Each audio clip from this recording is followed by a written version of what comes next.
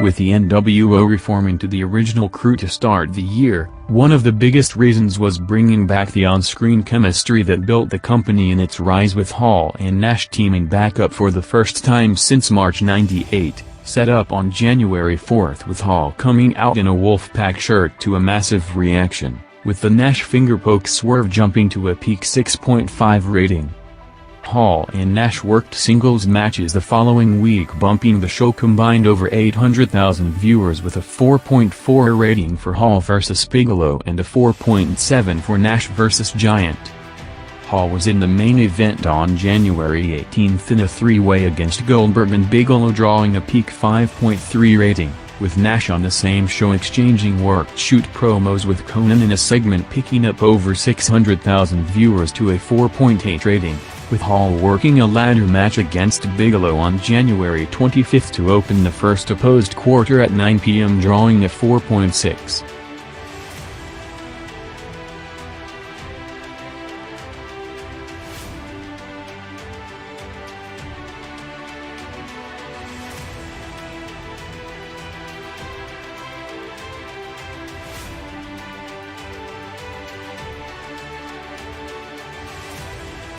Scott Steiner had a massive viewership gain for his segments and matches in January '99, bumping the show over 5 million viewers in total, with the biggest singles rating coming for a U.S. title match against Page on January 11th, drawing a show-high 5.5 rating, with Scott continuing the Page program throughout the month, stalking Kimberly in a series of backstage skits.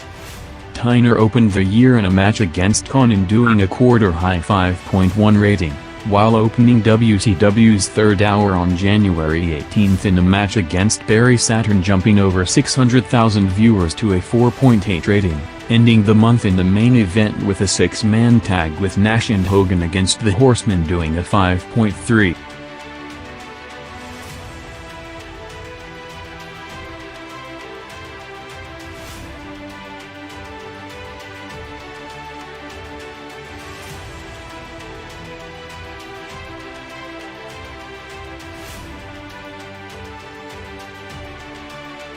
After taking time off since mid-November with a retirement announcement, Hogan returned straight to the top of the company on January 4th as the world champion and leader of the new NWO, first coming out for what was originally built as his farewell appearance to accept Nash's challenge for a title match, picking up over 800,000 viewers to a 5.1 rating, with the main event angle with the NWO swerve and show-closing brawl with Goldberg jumping huge in the overrun with over 2 million viewers to a 6.5 rating.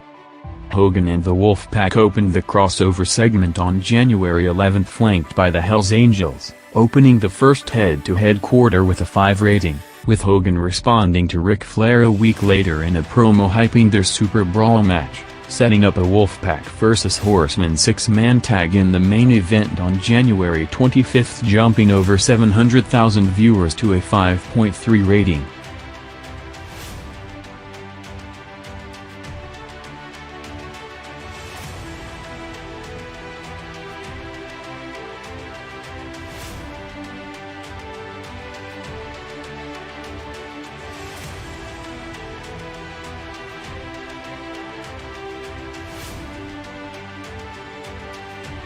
After being off television for the past month, Steve Austin returned to one of the biggest reactions of his career on January 4th in the Raw Overrun to set up Mankind's title win and start the build to the Rumble pay-per-view.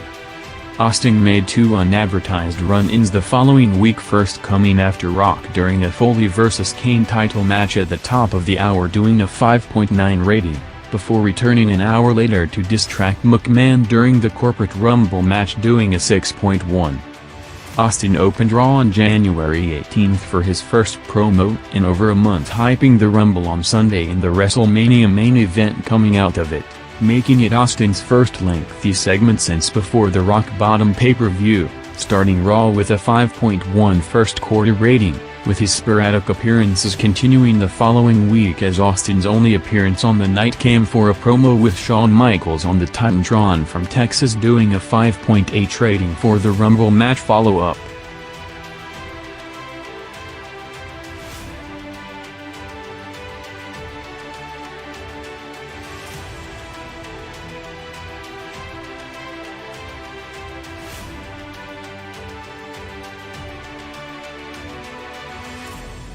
With the hardcore title matches becoming one of the staples of Raw in the past 2 months, Road Dogg and Al Snow took the entire division to the next level on January 4th with one of the wildest matches in Raw history, all over the building to end outside in the snow in Worcester, picking up over 700,000 viewers to a 6.2 rating, the highest rated quarter in Raw history to date. Coming off the memorable match in strong number, Snow and Road Dogg continued to work together throughout the month, teaming up in a hardcore tag match against The Brood on January 25th, jumping over 500,000 viewers to a 5.2 rating.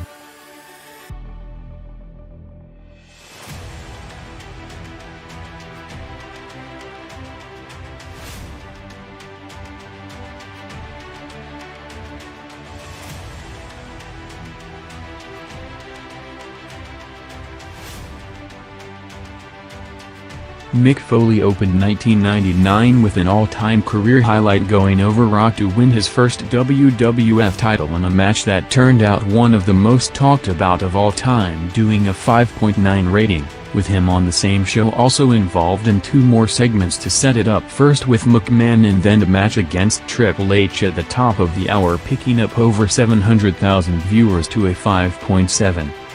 Mankind came out to open Raw the following week for his follow-up title win promo, setting up the I Quit match against Rock at the Rumble in a segment, doing a 5.8, with Foley an hour later defending the title for the first time against Kane in a match, jumping over 1.1 million viewers to a quarter-high 5.9 rating.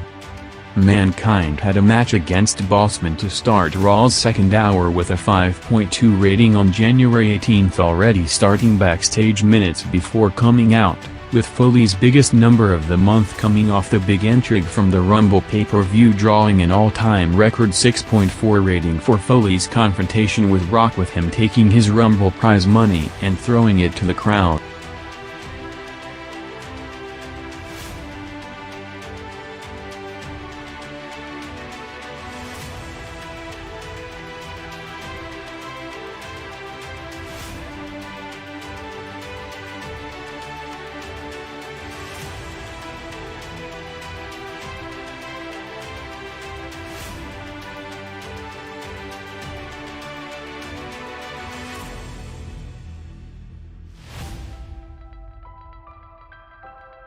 The build-up to Vince McMahon's debut at the Royal Rumble pay-per-view saw him involved in a series of comedic skits with Shane for the month leading up to the show, with each one bumping viewers for a total of over 2 million viewers, with Vince coming out in peak shape as a surprise in a corporate Rumble preview match on January 11th, jumping over 1.2 million viewers to a peak 6.1 rating. Vince and Shane were involved in an angle with Kane throughout the month to keep him in line with the corporation, sending him to take out Patterson and Briscoe on January 4th in a segment, doing a 5.7 rating, before telling him to lay down for Rock in the main event 2 weeks later that saw Kane finally turning on the corporation to close the show. Vince opened Raw on the day after the pay-per-view on January 25th for his Rumble win celebration, relinquishing his title shot against Rock before being confronted by Austin to set up the first McMahon vs. Austin singles match in a cage for the Valentine's Day Massacre pay-per-view, opening Raw with a 5.8 rating, while an hour later Shane came out with Patterson and Briscoe to demand an apology from Kane, ending up with him being confronted by X-Pac to start the build for their WrestleMania match in a segment, jumping over 900,000 viewers to a 5.9 rating.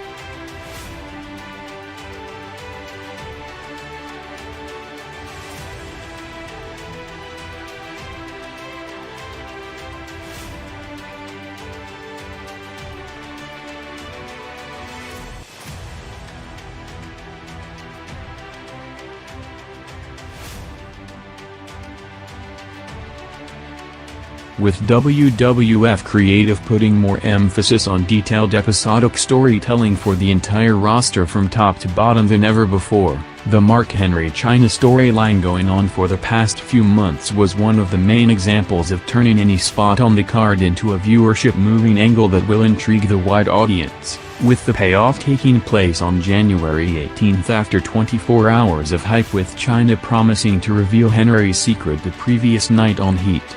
The China Henry Sammy reveal segment picked up over 600,000 viewers to a peak 6.1 rating, with China after being elevated throughout the program also involved in the second joint quarter peak of the night half an hour later with another 6.1 rating for a handicap match against Patterson and Briscoe.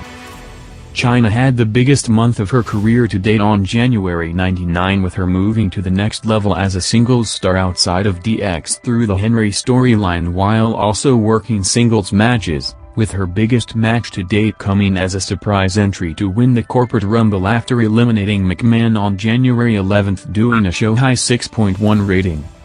With the show's script writing more focused on the TV audience response than at any point previously, China's big month saw her ending it with a surprise heel turn on Triple H and DX on January 25, joining the corporation with a prominent role heading into WrestleMania 15.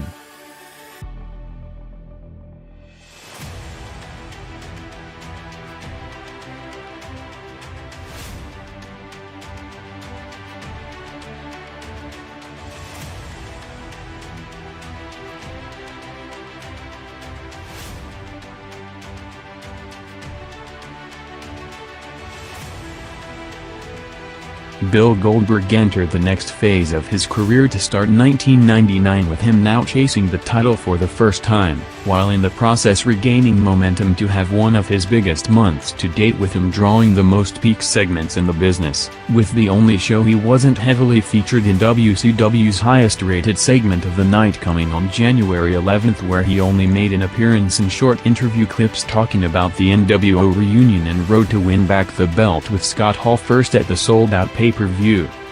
After a show-long angle with him getting arrested in the build to the main event, Goldberg returned to the stadium 2 hours later making a run-in past 11 p.m. to brawl with the NWO in a segment picking up huge with over 2.6 million viewers to a 6.5 rating.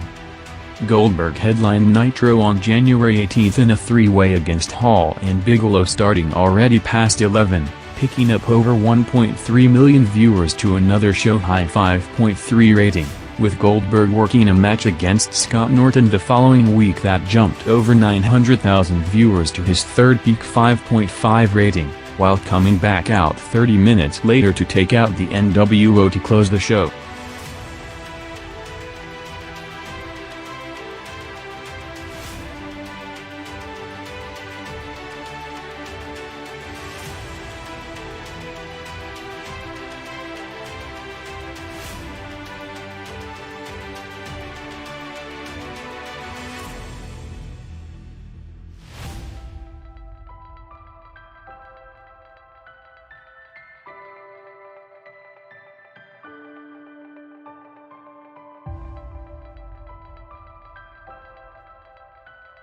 For the third month in a row, Rock had the highest rating average in the industry for his segments and matches with record numbers on the road and on television along the way. Rock started January in one of the most memorable matches in Raw history defending the title against Mankind in the main event drawing a 5.9 rating, with the follow-up promo on January 11 in an over 20-minute segment jumping over 600,000 viewers to a 5.8. setting up the Rock vs. Mankind I Quit match for the Rumble pay-per-view. Rock headlined Raw on January 18 in a match against Kane after Michaels booked it the previous night on Heat, setting up McMahon telling Kane to lay down for Rock before eventually starting the match jumping over 1 million viewers to a peak 6.1 rating. Coming off the Rumble pay-per-view with Rock winning back the title before also helping Vince win the Rumble, the corporation opened Raw to celebrate the victories with Vince promising Rock his $100,000 prize for eliminating Austin in cash later tonight, setting up Mankind stealing it from the truck with the Rock Mankind promo confrontation following the I Quit match to set up the empty arena title match at the Super Bowl halftime on Heat, jumping over 1.1 million viewers to a record 6.4 rating, the highest-rated quarter-hour in Raw history, with Rock also main eventing Raw an hour later in his second I Quit match in 24 hours against Triple H gaining over 900,000 viewers to a 5.5 rating.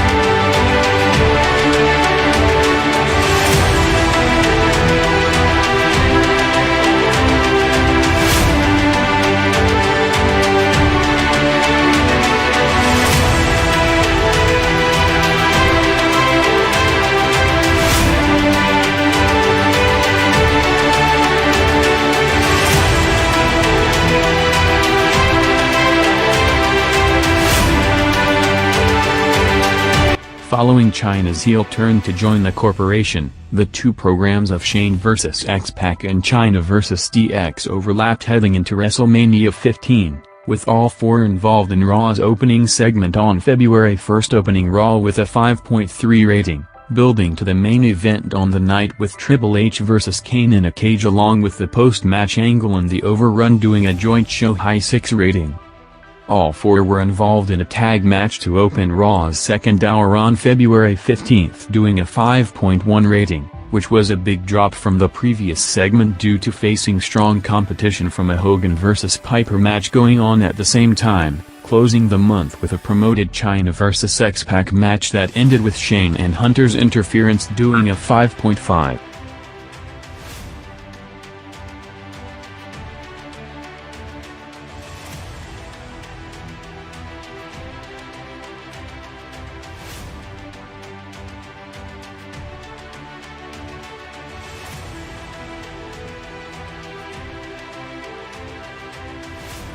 Scott Hall came out to confront Ric Flair during the first hour on February 1, setting up the main event for the night with Hall vs. Benoit going 11 minutes in a US #1 contender match doing a 4 rating, with Hall involved in the big angle of the night the following week with the NWO attacking Flair in a field, before coming back to the building to attack Roddy Piper in the build to their Super Brawl pay-per-view match in a quarter doing a peak 5 rating, closing the show in a cliffhanger with Hall handing the taser to a mystery person off camera.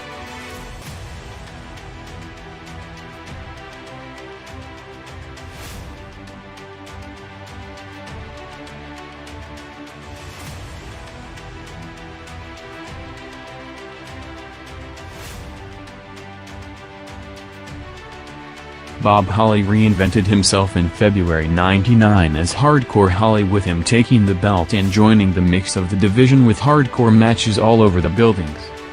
Holly defended the title against Steve Blackman on February 15, the day after beating Al Snow in one of the wildest matches in history that ended in a Memphis River, before Bart Gunn made his TV return since winning the Brawl for All to set up a Holly vs. Bart title match for next week, turning shoot into work by building it on Holly being the only one Bart didn't knock out during the tournament, with the Holly Blackman match and Bart segment jumping over 1 million viewers to a 6.1 rating, and the Holly vs. Gunn match on February 22 picking up over 500,000 viewers to a 5.5 rating. Kane was in the main event of 2 out of the 3 head-to-head weeks during the month. First with a cage match against Triple H jumping over 500,000 viewers to a peak 6 rating, and an Inferno match against Taker on February 22.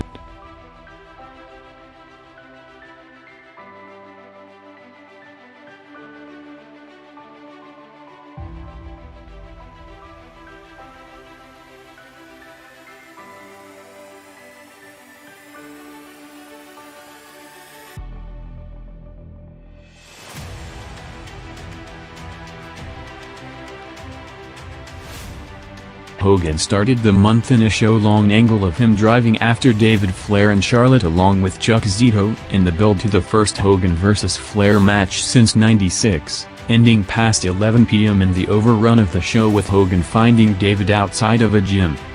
After the last few weeks of Flair taunting Bischoff in different roles in the building, WCW had a major go-home angle for the Super Brawl pay-per-view with Eric Bischoff driving Flair's limousine to an NWO trap in the middle of a field to ending a brutal beatdown drawing a 5 rating in the unopposed hour crossing into 9 p.m., with Hogan and the NWO arriving to the building an hour later calling out Flair to instead bring out Piper, starting an impromptu Hogan vs. Piper title match jumping huge with over 2 million viewers to a peak 5 rating, before coming out an hour later to call out Flair again doing another big gain in the overrun with an over 1.7 million viewers jump to a 4.5, closing the month doing a Flair imitation in an NWO Horseman parody skit.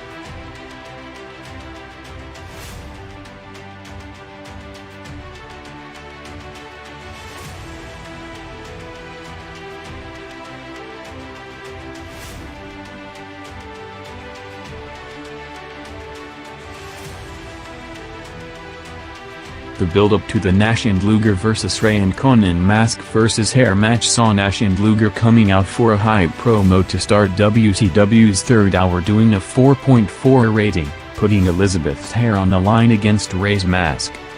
Nash and Hogan jumped Flair's limousine in a field the following week before returning to the building with two big NWO segments on the night, bumping the show over 3 million viewers, with Nash's biggest match of the month coming on February 22nd in a rematch with Mysterio, and Ray's first ever match without the mask, ending in a big upset with Ray going over in a match, jumping over 500,000 viewers to a peak 4.9 rating. Closing the show with the NWO taking over the show satellite for a scheduled interview with Flair for a Horseman parody, with Nash bringing back the Arn Anderson imitation.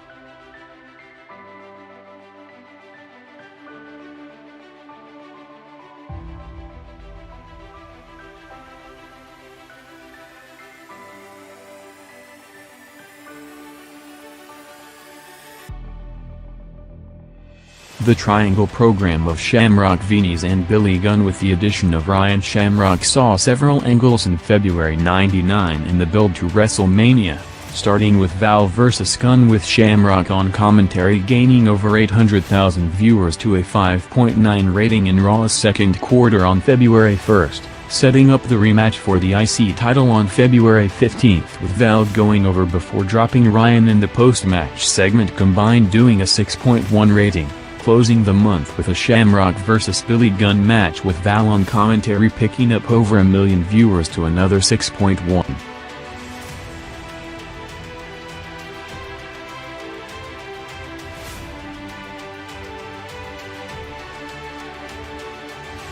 With the Playboy magazine about to be released in early March, Sable was off WWF television promoting it on a media tour to start February '99. Resulting in her drawing power being elevated with every appearance since coming back to Raw, spiking viewership on another level than anything she previously did.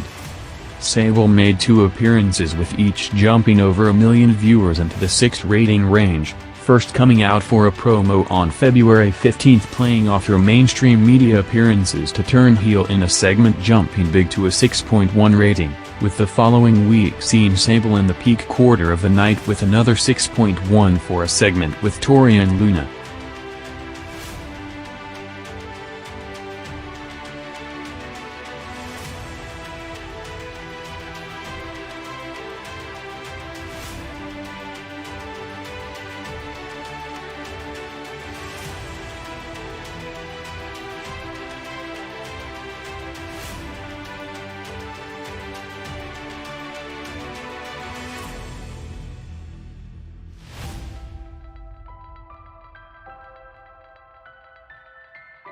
Scott Steiner continued his run with Bagwell as one of the top drawing performers in the business, with him peaking the night in the 2 opposed shows he appeared on during February, first with a match against Chris Jericho picking up over 700,000 viewers to a show-high 4.8 rating, while continuing the feud with Dallas Page and Kimberly on the way to the Super Brawl pay-per-view, setting up a major heat angle on the unopposed Nitro on February 8th with Scott throwing her off a car.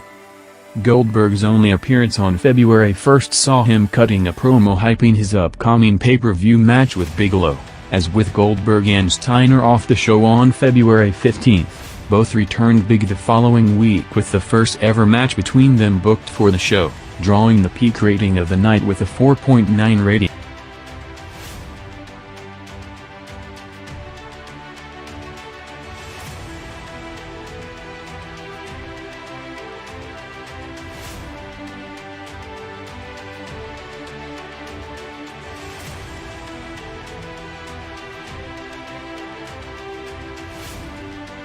After the Ministry reveal in the past 3 weeks, Undertaker established the group on February 1st, with the Brood joining the Ministry after being attacked by them earlier in the show during a Brood vs Ministry tag match, jumping over 800,000 viewers to a peak 6 rating, with Taker leading the group out for a promo on February 15 to take the build-up to WrestleMania to the next level, with him targeting McMahon and control of the company in a cryptic message to Vince saying that the ministry are gonna take out McMahon's corporation until getting to his family, in the segment doing a 6.1 rating, with Taker coming back later in the show to send Vince a message through Shane, setting up McMahon booking Taker vs. Kane in the first ever televised Inferno match for the Raw main event on February 22, jumping over 1.2 million viewers to a show-high 6.5 rating, with the Inferno finish and post-match angle with Paul Bearer and Taker giving McMahon a gift on commentary and a cliffhanger end to Raw.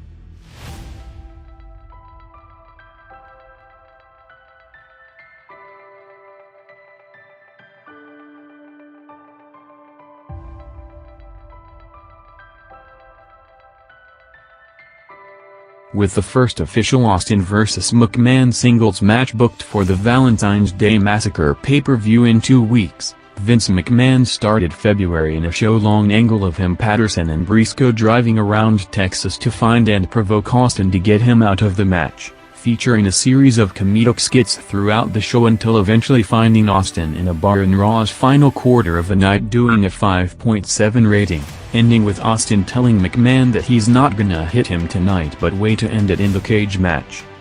McMahon and Austin shot the final angle for the pay-per-view in front of the biggest crowd in wrestling television history with over 42,000 at the Toronto Sky Dome, having Austin in a corporate gauntlet match ending with Vince pinning Austin and taunting him to close the show, with the follow-up segment to open Raw on February 15 opening big with a record 5.9 rating and jumping further to a 6.4 for the second half of the segment to set up Austin coming out for commentary during the Rock Foley ladder match, ending with Rock winning back the title to officially set up the Austin vs. Rock WrestleMania 15 main event.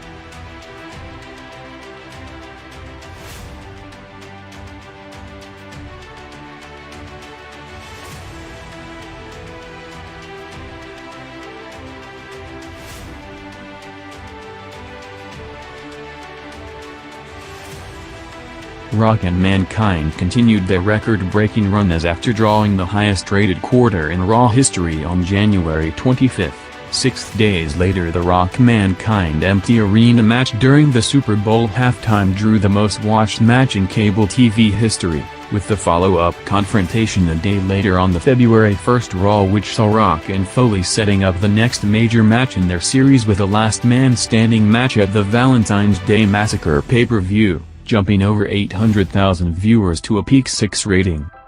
After opening Raw on February 15 at record levels with a big star power segment to set up the rematch, The Rock and Mankind's biggest number of the month and the biggest audience for both companies in general, came in the main event for the WWF title ladder match in the blow-off match of Rock and Mankind's over 5-month program, going 13 minutes to end with the debuting Paul White interfering for the finish, with the match jumping over 1.5 million viewers to a peak 6.8 rating. Vince introduced White and Rock to open Raw on February 22 in their first promo segment, leading to a Rock-White confrontation to kick off the main storyline for the WrestleMania main event, with Problems in the Corporation doing a 5.4 rating, setting up a promoted first-ever Rock vs. White match with Mankind as the special referee, building up to a swerve of both turning on Foley along with McMahon, ending February 1999 with massive momentum heading into another record run for the company in the build to WrestleMania 15.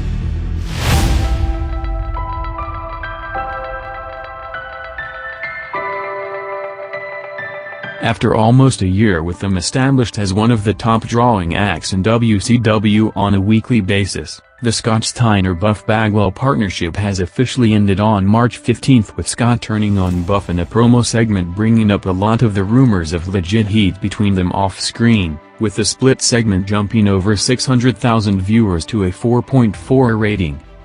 Bagwell and Steiner started the month in the main event on March 1 against Goldberg in the returning Rick and Bagwell's first match in almost a year, picking up over 400,000 viewers to a 4 rating, with Scott also bumping the show over 1 million viewers the following week in a match against Booker doing a 4.4.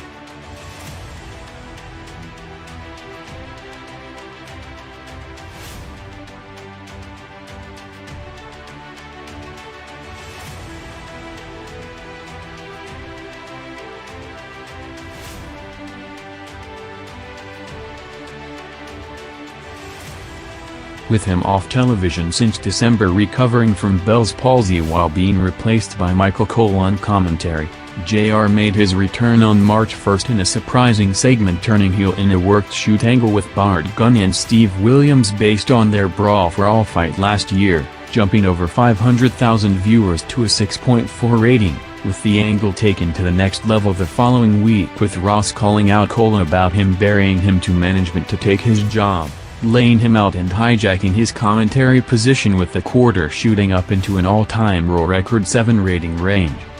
Following the massive number, JR and Williams continued to feature throughout the show, with them building another commentary table in front of King and Cole, including JR hosting his own party during Raw that led to Williams getting into the Hardcore division in a feud with Hardcore Holly, with their Brawl All Over the House doing a 6.1.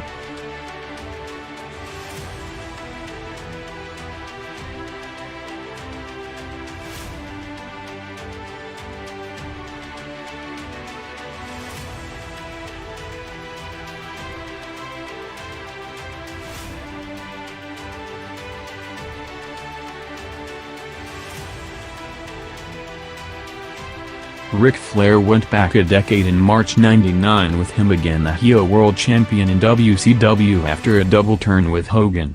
Flair started the month as one of the 2 top babyfaces in the company, with the way to the turn starting with him going against top babyface Goldberg in a power trip as the WCW president, leading to the Flair-Goldberg segments and matches picking up huge with over 4.4 million viewers, with their biggest number of the month coming on March 8 against each other doing a peak 5.7 rating.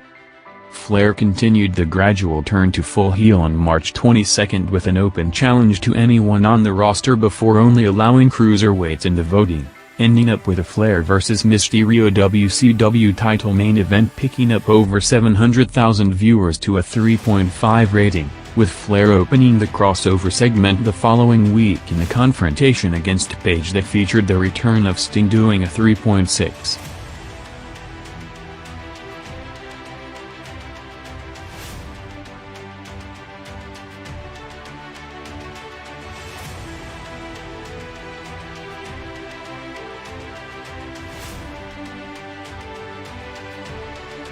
Weeks after signing in the company, Paul White played a major role in the build to the WrestleMania main event in an angle with Rock being hinted that he's double-crossing the corporation to help Austin win the title, leading to a series of segments with Rock and McMahon trying to solve the issues in the group, doing the biggest opening segments in Raw history with 6.3 to 6.4 ratings, with White making his in-ring debut in a tag match on March 15 against Austin and Mankind, setting up a massive main event a week later, with the first singles White vs Austin match being given away on TV in the go-home show for WrestleMania 15, breaking every record in Raw history, drawing a 7.7 rating, with White turning babyface on McMahon on the day after the show to join Austin against the corporation.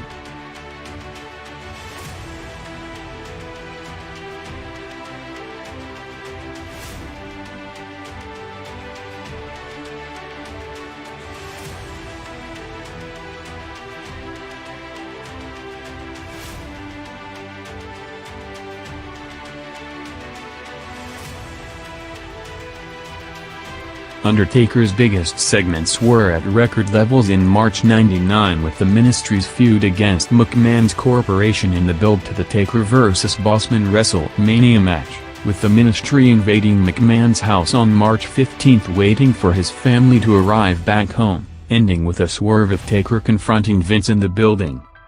Undertaker started the month in a match against Mankind with Vince on commentary, jumping over 900,000 viewers to a 6.4 rating, with Taker involved in 2 huge quarters doing a record 7 rating on March 8, first with him and the Ministry laying out everyone in the ring, with Taker hyping a confrontation with Bossman for later tonight, setting up the second segment with the Ministry attacking Bossman in the parking lot to lead to Taker being arrested after attacking the cops, with them also facing off in a 6-man tag on March 22 doing a 5.7 rating, ending the month with another peak 7 rating in a segment with Sable, with Taker luring Vince out of his locker room to kidnap Stephanie backstage.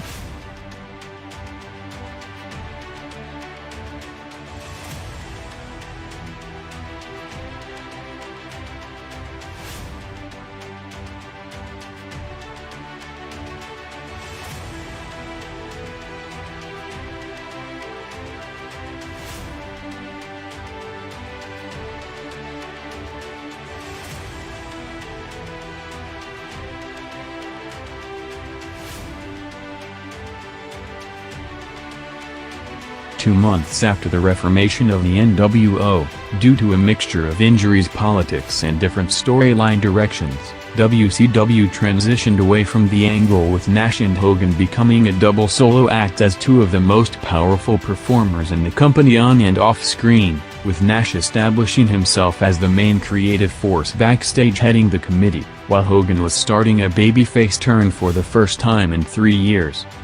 Hogan and Nash were involved in several skits on March 8 with a new format of Nitro not going to the building until the kickoff at 9 p.m. when Raw goes on the air, featuring Nash and Hogan setting up the next plan to take down Ric Flair with Torrie Wilson, with both coming out over 2 hours later in the final quarter of the show for commentary on the Goldberg-Flair main event, starting a brawl with both to set up a big tag match for the main event next week, with Hogan and Nash challenging Flair and Goldberg in a segment doing a 5 rating, with the main event match jumping huge to overtake Raw with a 5.4 to 5.3 rating. Nash and Hogan were involved in a spring break special segment on March 22 to establish Torrie as a counter to Sable, including Nash taking a shot at her in a segment doing a peak 4.1 rating, with Hogan all but cementing his babyface turn the following week, coming out to a massive ovation from the Toronto crowd, including a main event against Dallas Page doing a 3.1.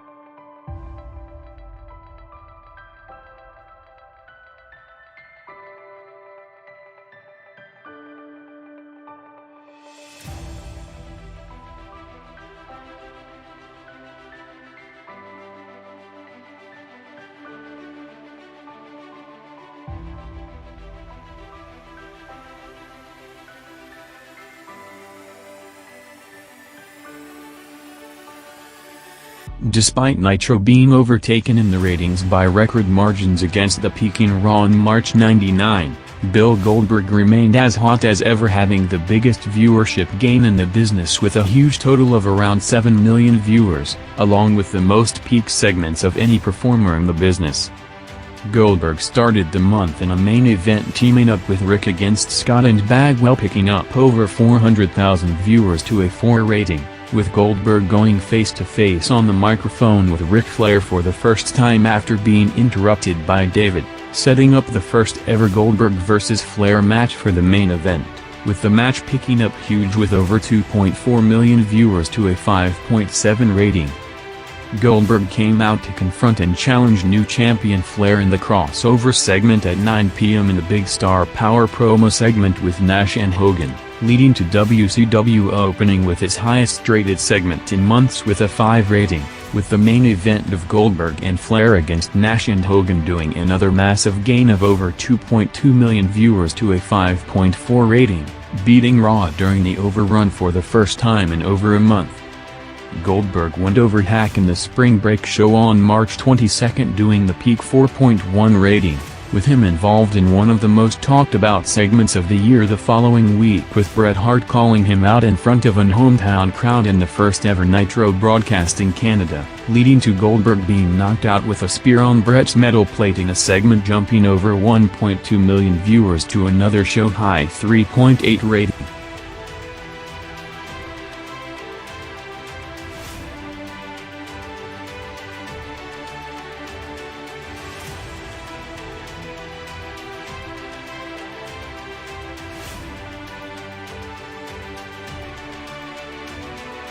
With the release of her Playboy magazine debuting to all-time record numbers, Sable had the biggest month of her career on and off-screen, with her all over mainstream media and spiking Raw viewership for every appearance. Sable had 2 segments building the feud against Tori and Luna in the first 2 weeks of the month, bumping the show over 1.4 million viewers to 2 peak quarters 6.6 and a record 7 rating, with her shooting a skit with Jerry Lawler at the Playboy Mansion 6 days after the release of the magazine on March 15, before coming out to hype it on Raw in the segment doing another show-high 6.3 rating, closing the month with another massive 7 rating for a tag match and a segment with Taker and McMahon.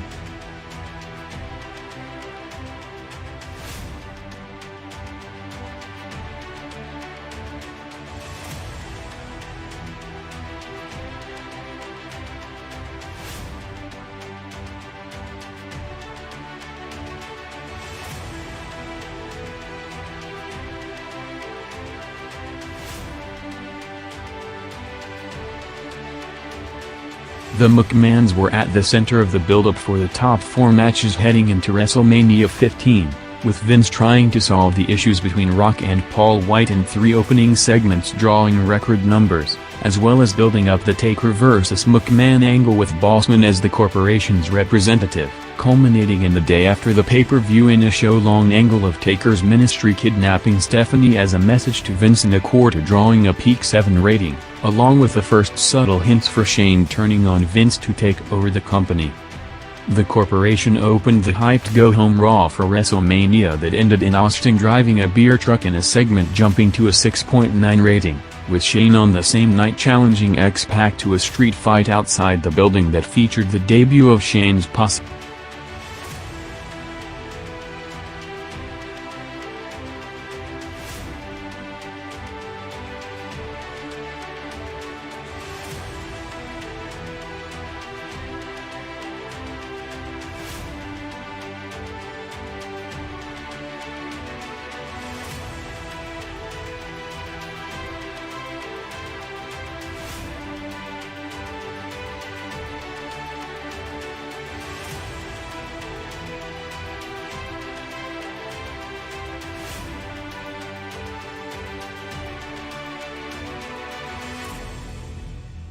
The main angle for the WrestleMania main event was built around Rock's paranoia with Paul White double-crossing the corporation to help Austin, opening Raw on March 8 in a confrontation with White and McMahon drawing a 6.4 rating, the highest-rated opening segment in Raw history, with Rock also coming out to open Raw the following week to a huge babyface reaction calling out McMahon to the ring, with the over 22-minute segment jumping over 1.3 million viewers to a peak 6.3 rating, setting up the main event of Rock and White against Austin and Mankind doing a 5.4. Rock along with Vince and Shane came out to open one of the biggest Raw shows in history, with Rock cutting the final hype promo for WrestleMania 6 days from the event in a segment doing a 6.4, with him working 3 matches to open Raw's second hour throughout the month drawing between 6.2 to 6.4 ratings, first against Road Dogg on March 1st, Mankind on March 22nd, and the day after breaking all pay-per-view records at WrestleMania 15. Rock came out to the biggest pop of the night, now on the way to the turn for a match against Billy Gunn, coming back out for the show closing segment with Austin's belt to recap last night's main event before starting a brawl with Austin jumping over 500,000 viewers to a 6.8 rating.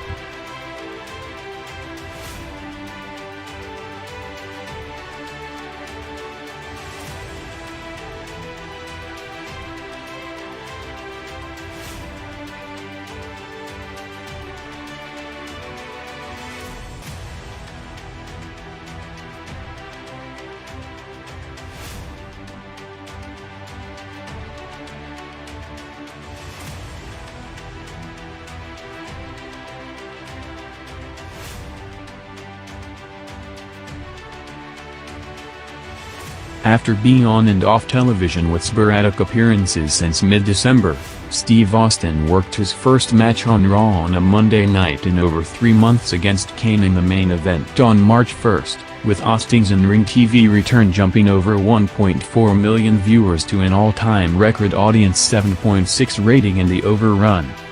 Austin came out to confront the corporation the following week with Vince booking Austin vs. Mankind for the main event, going 9 minutes in a match doing a 6.1, leading to Austin and Foley teaming up against Rock and White the following week in a tag match on March 15, setting up Austin's biggest number of the month, with the company doing a mega hype job for the March 22 Raw 6 days from WrestleMania, opening with one of the most memorable segments in history, with Austin driving a beer truck to the arena along with the final WrestleMania hype promo against Rock, gaining over 700,000 viewers to a 6.9 rating, while promoting a massive main event of the first ever Austin vs. White match as the biggest match in Raw history and constant commercials leading up to Monday, with the match meeting expectations to shatter every record in Raw history with a 7.7 rating.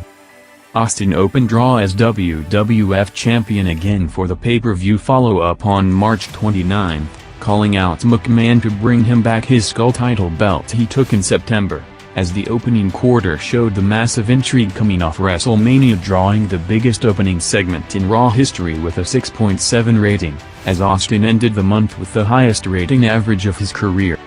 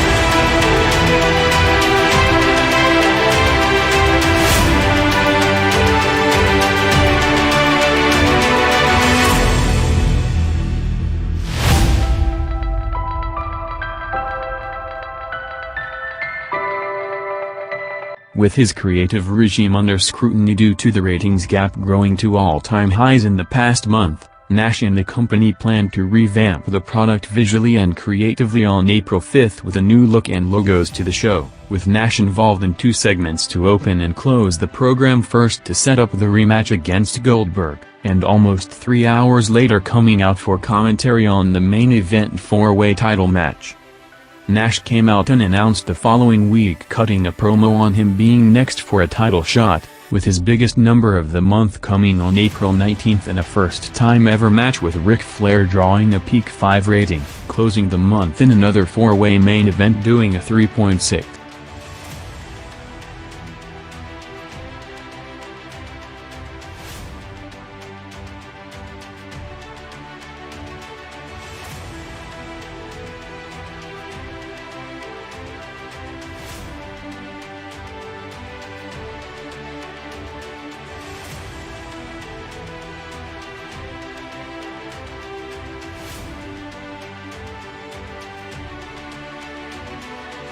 With him carrying a knee injury and in the middle of contract dispute with the company, Goldberg worked what would be his last TV match for the next 3 months on April 26 in a 4-way title match, picking up 500,000 viewers to a 3.6 rating, while opening the month as the first one to appear on the new Nitro campaign, coming out for an open challenge to set up the Nash Starrcade rematch and confront Flair and Hogan, building up a 4-way main event in what would also be Hogan's last match before knee surgery, picking up big with over 2.2 million viewers to a peak 5.8 rating. Goldberg cut a promo challenging anyone in the company on the way to winning back the title on April 12, before opening Nitro's third hour in a match against Kenny KO's, jumping over 700,000 viewers to a 4.4 rating, arriving to the building the following week to set up Goldberg vs. Page in the main event in the Havoc pay-per-view rematch, picking up over 1.2 million viewers to a 4.4 rating.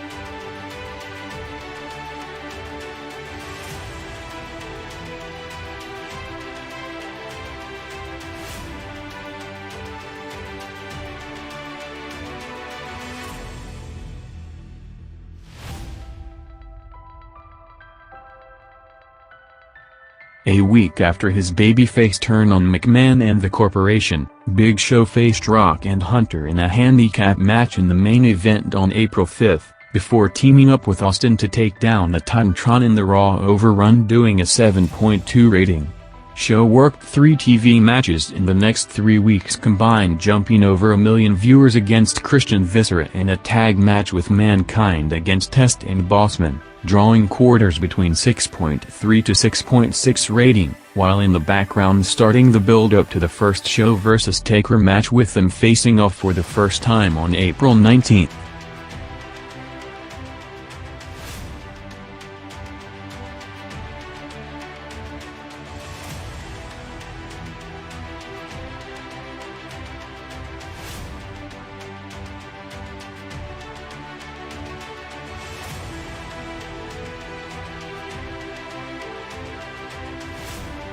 After a week of hype for his return, Sting was back full-time on April 5 to close the show in the Overrun, doing a 5.8 rating to announce himself returning to the pay-per-view main event title match on Sunday, with him opening Nitro on April 12 for a promo to hype his return and confront Flair, setting up his TV return match since October '98 against Flair, jumping over 1.7 million viewers to a show-high 5.5 rating. Sting got his first singles title shot back on April 26 with Roddy Piper booking it and announcing the match to take place minutes before 9 p.m. when Raw goes on the air, leading to the Sting vs. Page match, maintaining almost the entire unopposed viewership to start with would also be the peak of the night 4.9 rating that saw Sting winning the belt to a huge reaction.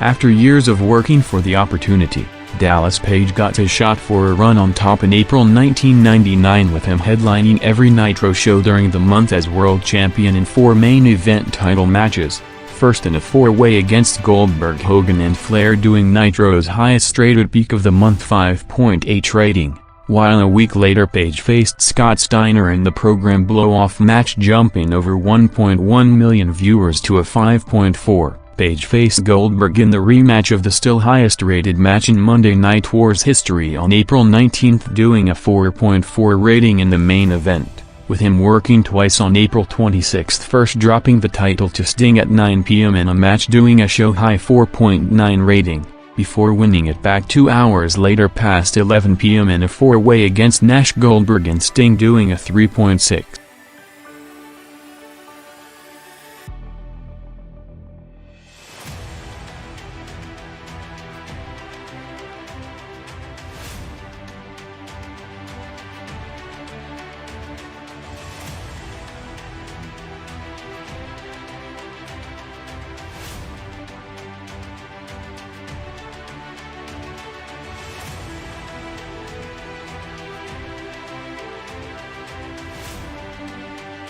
After turning heel as the company president over the last month, Ric Flair was building up his power trip angle, getting crazier by the week while having the highest viewership gain in the industry for his segments and matches, along with peaking every live Nitro show he was on in April.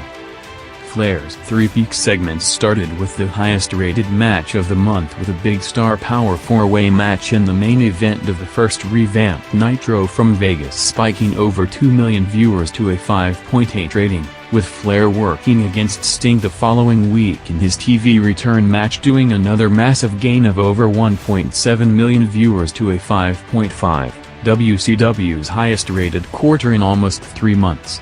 April 19 saw Flair in another high-profile match with the first Flair vs. Nash match picking up over 1.4 million viewers to a show-high 5 rating, with the post-match angle of him taken to a mental hospital, setting up the angle the following week with Flair closing the month in a series of comedic skits booking the show from the hospital in Florida.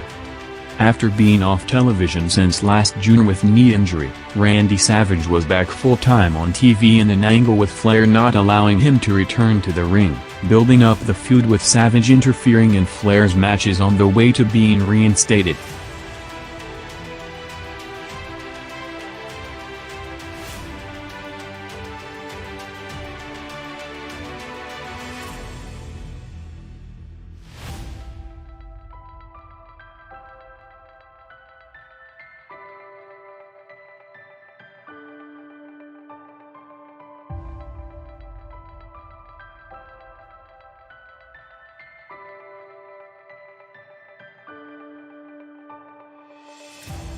After becoming some of the most featured characters in the business in the last year, the first in-house McMahon's feud was set to take place in April '99, with Shane gradually turning on Vince to take over the corporation while he was distracted with protecting Stephanie from Taker, building to a big segment on April 12 with Shane officially turning on the family and slapping Vince, to a shocking reaction to open Raw with a 5.8 rating.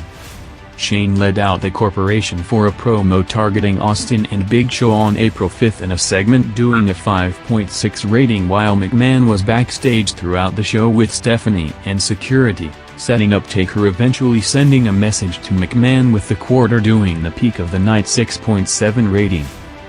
Vince was in the company studios on April 19 for an interview with Stephanie before being interrupted by the ministry and running to attack them in the parking lot, setting up the payoff the following week, a day after Taker kidnapped Stephanie, with Vince asking Austin for help before interrupting the ceremony segment an hour later, combined jumping over 1.6 million viewers.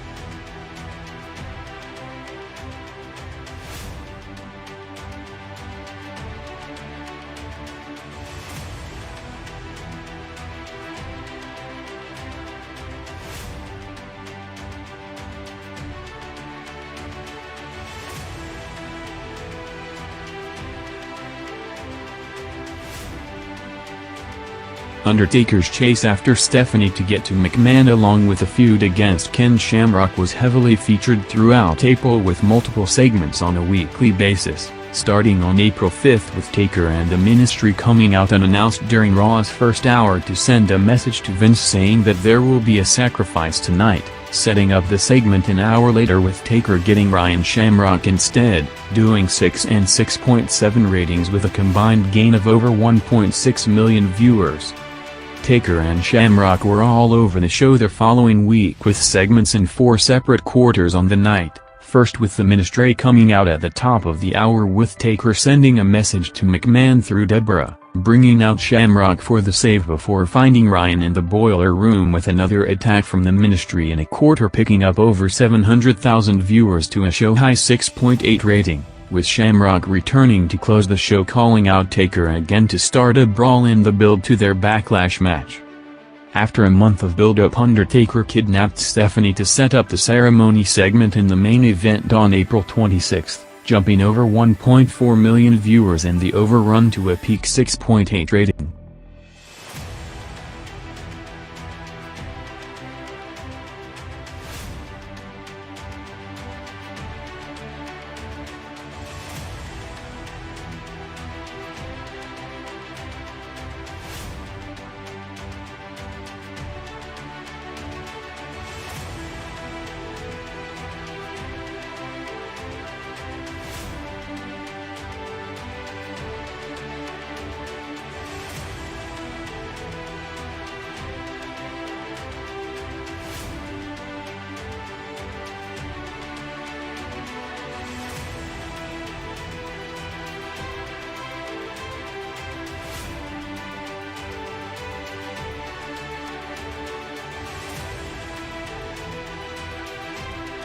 April '99 saw Rock gradually turning babyface throughout the month, playing off the crowd at the Nassau Coliseum on April 5 before main eventing the show in the handicap match with Triple H against Big Show, jumping over 700,000 viewers to a 7.2 rating.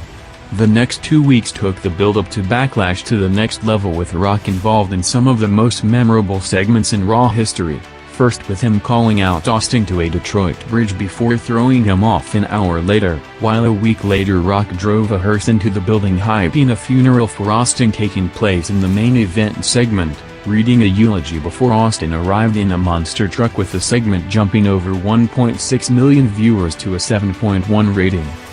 With the crowd reactions forcing Rock to turn, the planned long-term Rock vs. Austin program into the summer of '99 was cut short at the Backlash pay-per-view, with Rock officially turning on Shane and the corporation on the day after the event, setting up Rock vs. Shane, with the match picking up over 900,000 viewers to a 6.3 rating, as Rock ended April with the highest viewership gain in the WWF.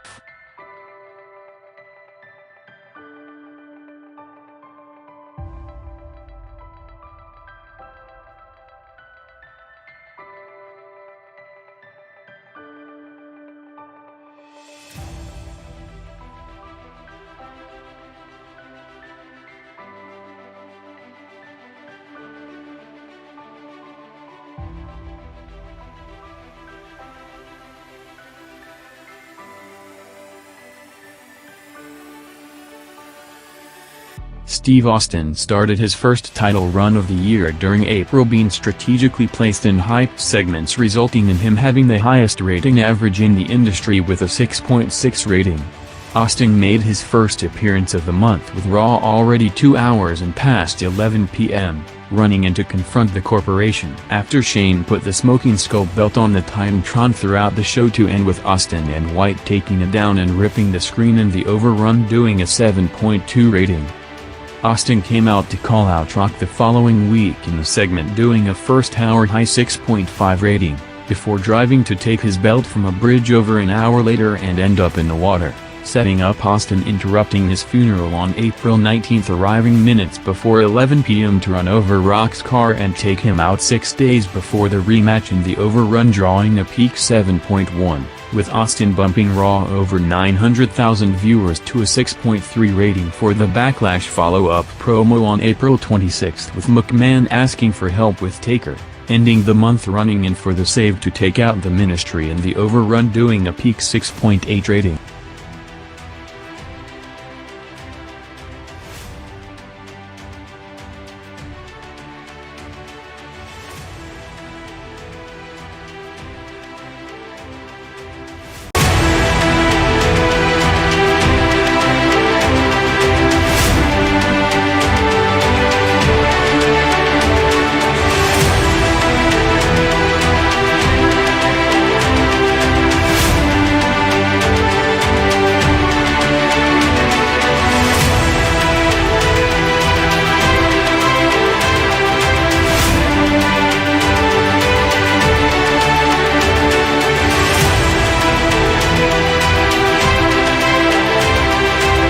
Three weeks after walking out on the corporation, Ken Shamrock joined Vince as a babyface to form the Union on May 3 in opposition to the corporate ministry, working a match against Triple H on a loaded draw card, doing 6.7 and 7.75, with Shamrock all over the show on May 17 in a show-long Union vs. corporate ministry brawl, taking out Shane before chasing the group out of the building, working a match against Bob Holly on the Owen Tribute show, doing a 7.2 rating, before closing the month in a match against Val Venis, jumping over 400,000 viewers to a 6.6 rating.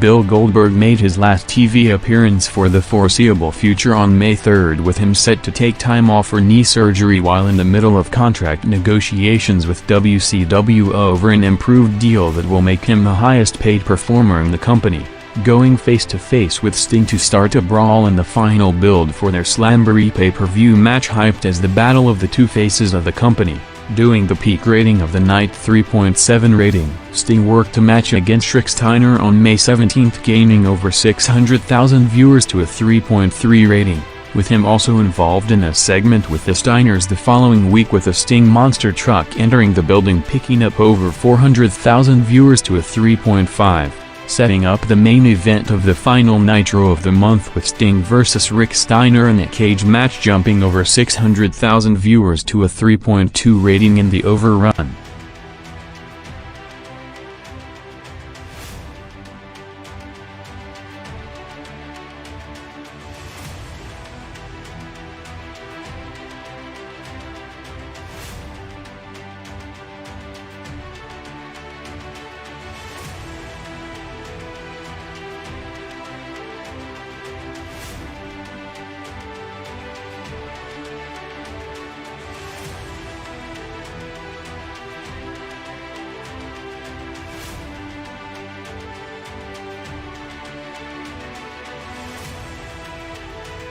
Randy Savage confronted Ric Flair on May 3 to set up his official in-ring Nitro return for the first time since June '98 in the crossover segment on May 17, leading to the highest-rated opening segment in weeks with a 4.3 rating in a tag match with Medusa against Flair and Robinson, with both segments drawing the peak rating of the night. After ending the Flair feud in the tag match, Savage was back out 15 minutes later to open his main event title program against Nash, confronting Piper, Bischoff and Nash before interfering in a Nash vs Page title match later in the night, with Nash calling him out on May 24 to bring out Team Madness and eventually Savage to another attack in a segment, gaining over 800,000 viewers to a 3.7 rating in a quarter that also featured the TV return promo of Hulk Hogan after knee surgery. Savage and Nash's most memorable segment of the month came on May 31 with Savage after doing a Nash parody in a segment that jumped over 1 million viewers an hour earlier, about to leave in a limousine before Nash arrived on a septic truck in the parking lot of the Astrodome.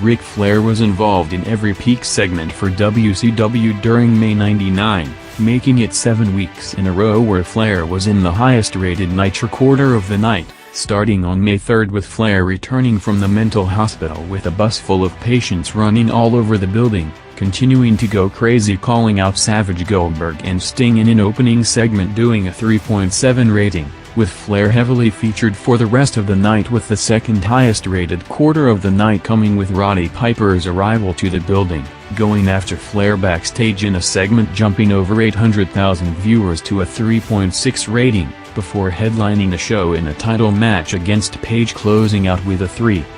Flair's highest-rated segment of the month, which was also WCW's overall peak, came on May 17 with Savage's return to the ring against Flair doing a 4.3 rating, with Nitro peaking on May 24 with Piper's promo against Team Madness calling out Savage to bring out Flair instead in a segment doing a show-high 3.9 rating, with Piper and Flair opening the crossover quarter at 9 p.m. on May 31 from the Houston Astrodome in another promo segment that ended in a Flair-Piper brawl drawing a peak 3.7 rating.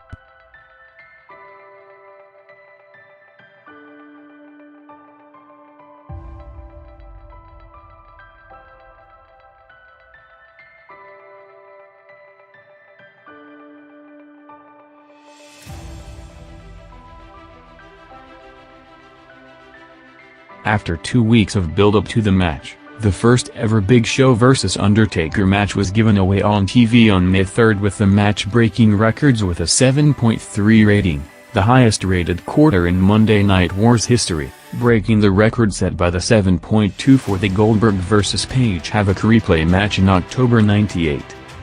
Big Show was all over the show on May 17 as part of the Union vs Corporate Ministry angle that saw several brawls throughout all over the building, with him bumping Raw over 400,000 viewers to a 7 rating for a match against Goldust on May 24, closing the month in a match against Billy Gunn in a quarter jumping over 1 million viewers to a 5.9 rating.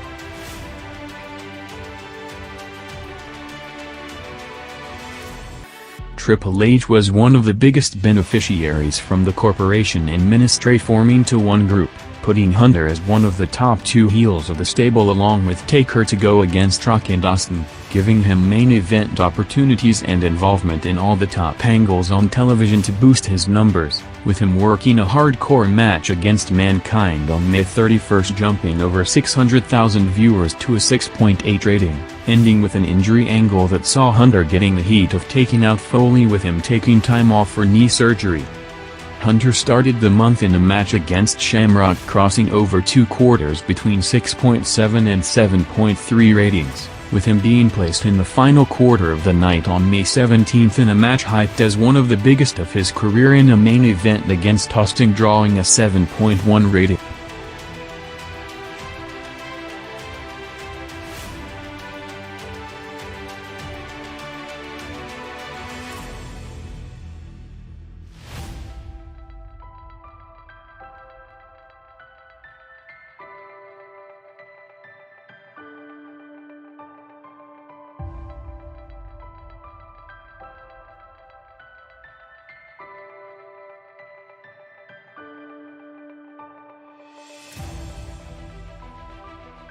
With Vince McMahon now a babyface for the first time since his integration to TV storylines, the McMahons' feud went to the next level on May 3rd with Vince arriving with Linda and Stephanie to confront Shane and him revealing that he was the one behind Taker kidnapping Stephanie, in a segment jumping big with over 1.5 million viewers to a 6.7 rating, setting up the first Vince vs. Shane match taking place at the top of the hour to pick up over 700,000 viewers to a 6.6.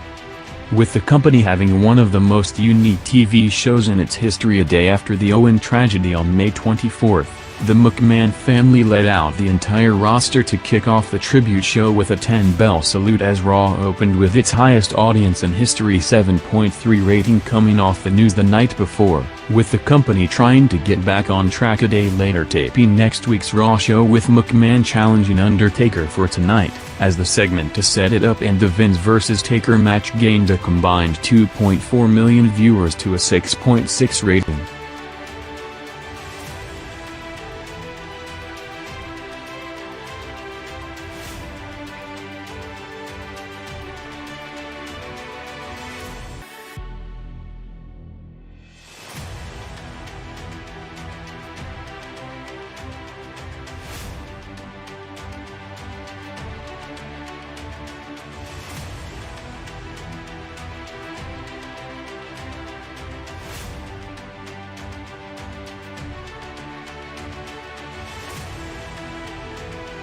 With him overlapping between all the top angles of the month, Undertaker had the biggest drawing month of his career in May '99 with him placed as the main opposition to McMahon, Rock and Austin while working high-profile matches on a weekly basis, resulting in him having a huge viewership gain among the highest in history with around 9 million viewers. Taker was in the 2 highest-rated segments of the night on May 3rd in a first-ever match against Big Show gaining over 800,000 viewers to a quarter-record 7.3 rating, before returning 20 minutes later in the overrun brawl against Rock and Austin doing a 7.4, with Taker again in the top 2 segments on the night on May 17th with a joint record 7.3 rating for a casket match against Rock, and a show-closing angle with him being put on his own symbol by Austin doing a 7.8 in the overrun. Undertaker's huge gains and matches continued on May 31st with him bumping Raw over 3.3 million viewers, working the top 2 matches on the show first at the top of the hour against Vince McMahon doing a 6.6 rating, and the main event title match against Austin doing a 7.3.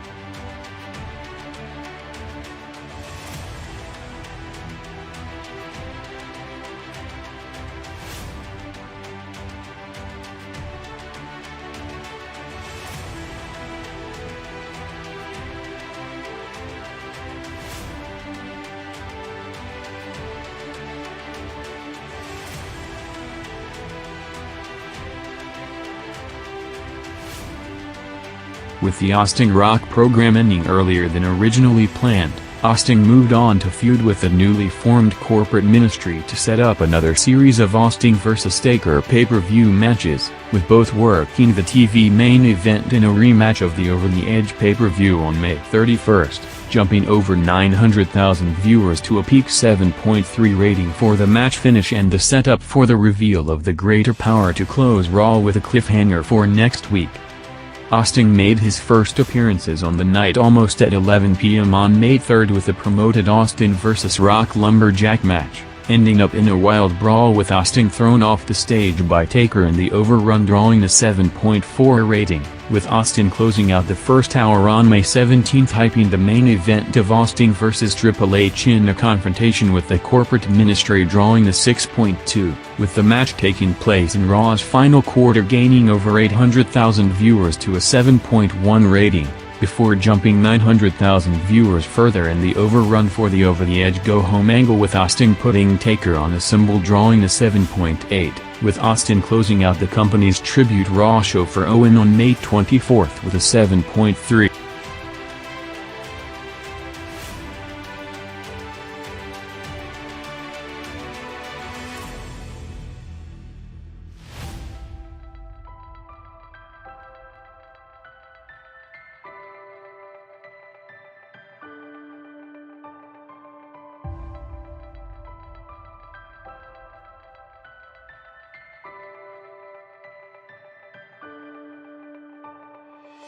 After officially turning the week before, Rock started his top babyface run delayed since last November during May 99, having the highest rating average in the industry with a massive 7.2 rating, starting in the main event on May 3rd with the McMahon's booking one of the most loaded cards in Raw history, headlined by a promoted Rock vs. Austin match that ended up interrupted by the corporate ministry seconds and to lead to them teaming up against the group in a brawl jumping over 900,000 viewers to a 7.4 rating. With the WWF shattering every record in history going unopposed on May 10th, the company wanted to keep the momentum rolling for the follow-up on May 17th with Rock vs. Taker in a casket match opening Raw's second hour, picking up big with over 1.3 million viewers to a joint all-time quarter-high 7.3 rating, with the follow-up update on Rock's injury angle staying at a near-record 7.1. Rock worked the final match of the Owen tribute show on May 24th against Val Venis along with the pre-match tribute promo gaining over 500,000 viewers to close the show at a 7.3 rating, with his only appearance the following week coming with the show almost 2 hours and with him running in to take out Triple H drawing a quarter-high 6.8.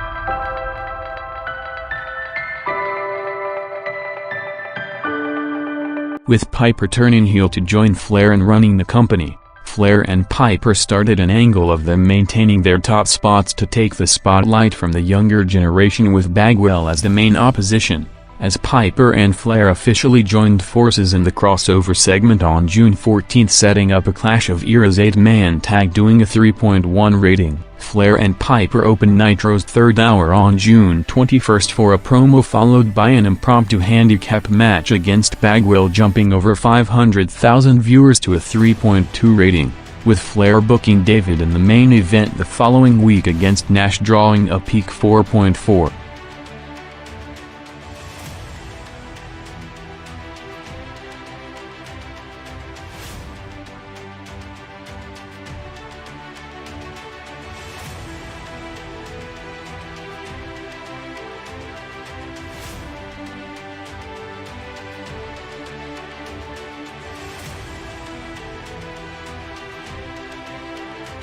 with Nash and WCW trying to boost interest to close the gap. Nash came out for a promo on June 14 just as Sable, who just left the WWF as one of the biggest viewership movers in the business, showed up in the crowd during the promo, with the unadvertised appearance gaining over 500,000 viewers to a 3 rating, followed by Nash returning an hour later for the main event against Seed and Savage, drawing a peak 3.8. Nash took the feud with Savage to the next level on June 7 with 2 segments on the night, ending with Nash crashed by a Hummer inside a limousine, with Nash's biggest number coming on June 28 in a hyped title match against David Flair in the main event, gaining over 1.3 million viewers to a 4.4 rating, WCW's highest rated quarter in 2 months.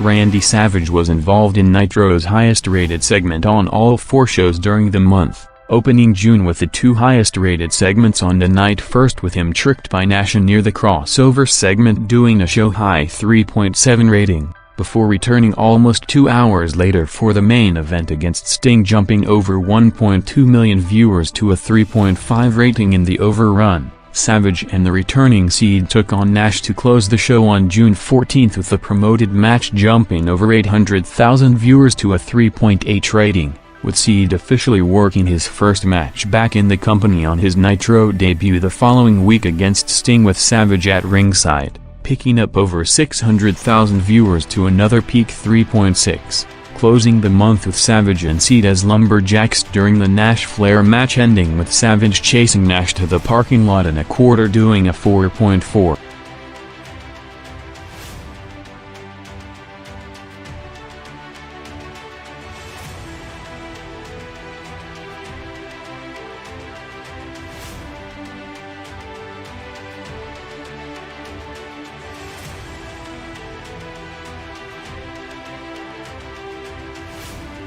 With Triple H and Billy Gunn going on a single heel run since the split of DX, both joined forces on June 28 with Billy Gunn's King of the Ring winning promo, followed by Hunter coming out to bring up them not getting the DX merchandise money in a segment, gaining over 800,000 viewers to a 6.6 rating, with Hunter and Gunn involved in a match against Rock 30 minutes later doing a 6.9. With Triple H also working against Rock in a cast match on June 7 doing a 7.1, Triple H was in the main event of Raw for the next 2 weeks, first in a 3-way against Rock and Taker doing a 6.8, before opening the show on June 21 calling out Taker to set up a title match between them doing a 5.7.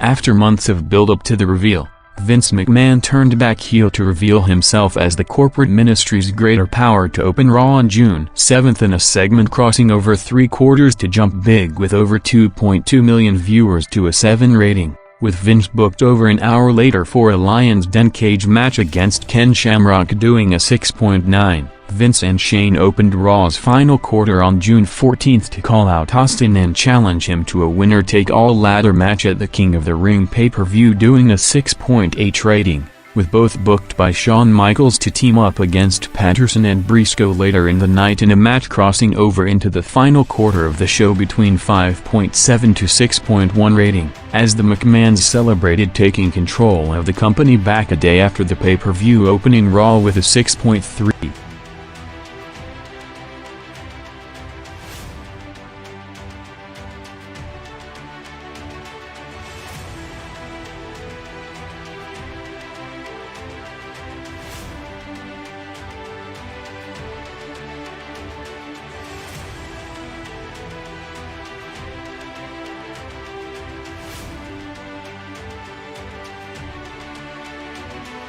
Undertaker opened June as part of the Greater Power reveal segment doing a 7 rating, paying off months of angles with Taker chasing the McMahons, while also headlining the show defending the title against Big Show almost 2 hours later in the main event doing a peak 7.3 rating in the Overrun. Taker came out to confront Rock and set up the title match at the King of the Ring pay-per-view on June 14 in the segment doing a 6.6 rating, with the main event of the show seeing Taker and Hunter in a 3-way against Rock doing a 6.8, with both turning on each other to set up the main event on June 21 with Taker vs Hunter for the title doing a 5.7 rating before crossing into the unopposed Overrun picking up to a 7.4. With Taker again working the main event spot to close the month in a title rematch against Austin a day after the pay-per-view going unopposed for the finish to peak at a record 9.5 rating.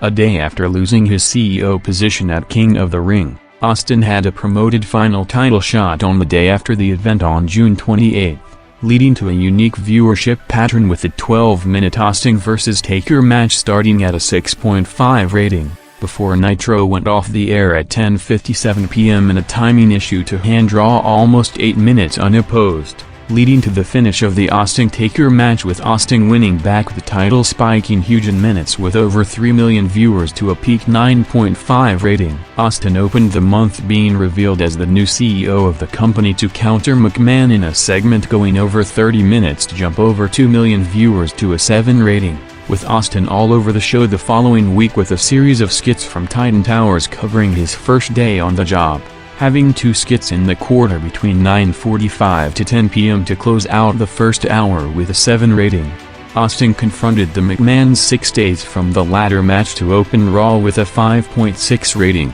with Austin working the top of the hour segment against Bossman with Michaels as special referee, gaining over 600,000 viewers to the highest rated quarter of the night 6.2 rating.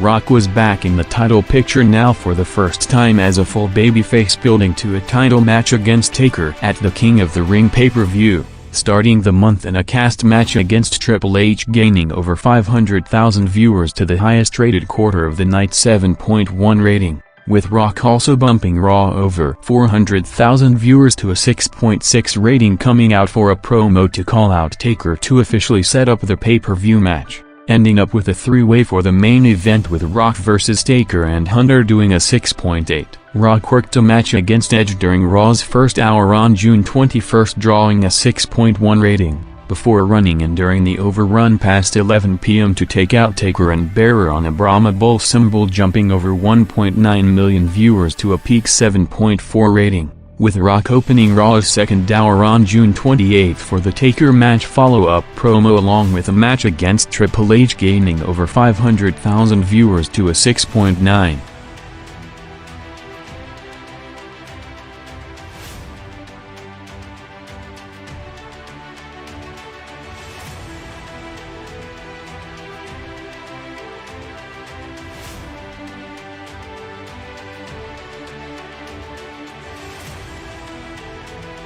with CEO Austin giving the Union members any match they want on the night. Big Show picked Undertaker to set up the main event on June 7 with 1 hour of hype, with the match ending with Show choke slamming Taker through the ring for the finish, gaining over 600,000 viewers to a show-high 7.3 rating. Big Show was again in the peak segment of the night the following week, with Show vs X-Pac booked for the top of the hour to hype up the first Show vs Kane match for the pay-per-view, doing a 7.1 rating, with him also involved in a major angle the following week with a hardcore match against Bob Holly, ending up with Show pushing a car on Holly outside the building in a match, drawing a 6.1.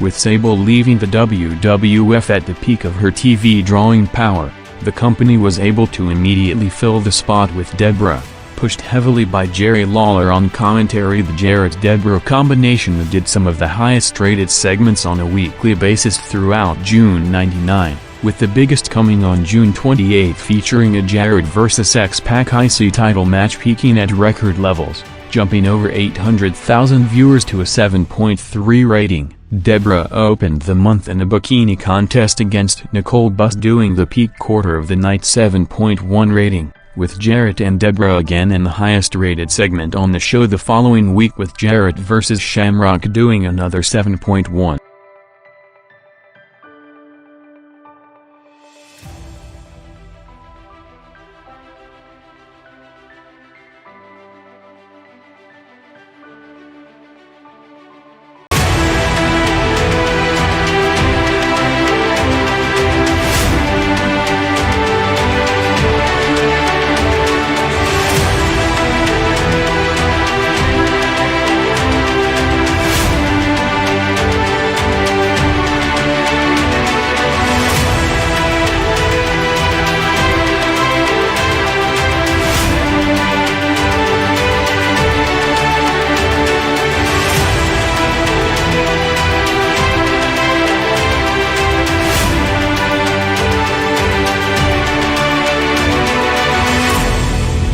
After months out with knee injury prolonged by him negotiating a new contract with the company, Bill Goldberg made his TV return in a surprise appearance at the Georgia Dome on July 5, with him returning full-time 2 weeks later, making the save for Sting and Hogan in the main event on July 19, working his first match back since early May to close the month against Curt Hennig the following week, jumping over a million viewers to a first-hour high 3.5 rating.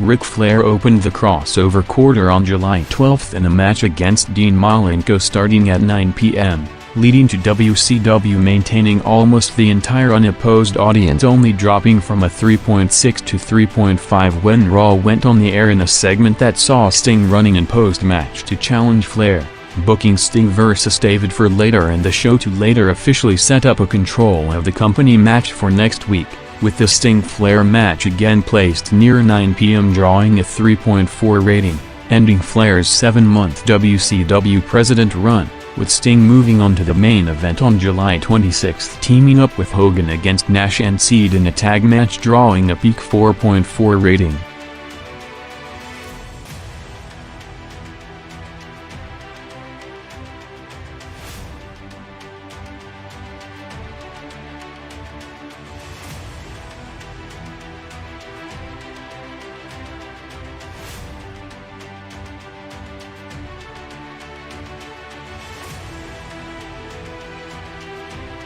With Test now pushed as a babyface after the Union run, the build-up to the Shane vs. Test SummerSlam match started with Shane putting the posse against Test in weekly matches and angles involving Stephanie, starting on July 5 with Test going over the first target in a match drawing a 5.9 rating, with Test working a gauntlet match against the entire group on July 12 that ended up in a post-match angle of Shane accidentally elbowing Stephanie, doing a 6.4 rating, setting up a Shane-Stephanie confrontation the following week, gaining over 1 million viewers to a 6.1, with Test also bumping the show over 600,000 viewers an hour later in a match against Blackman, doing a 6.4.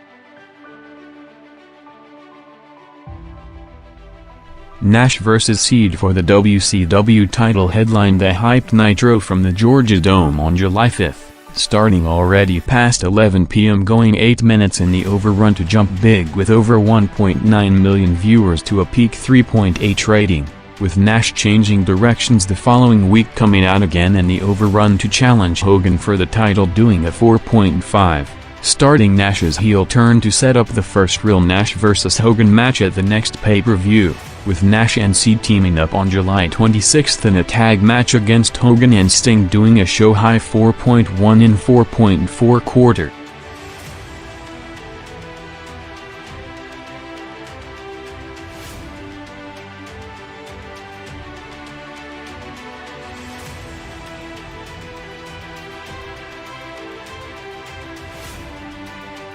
Hulk Hogan was back full-time after 3 months out following knee surgery, and immediately went back to the main event, challenging Randy Savage on July 12 to set up Hogan vs. Savage for the main event, with almost 3 hours of hype, resulting in the proven Hogan-Savage combination working again, with the match jumping over 1.6 million viewers to a 4.7 rating, WCW's highest-rated segment in over 2 months. Hogan was back in the main event the next 2 weeks, first with a title match against Seed on July 19, picking up over 800,000 viewers to a 3.5 rating, before teaming up with Sting against Seed and Nash in a match jumping over 1.1 million viewers to a 4.4.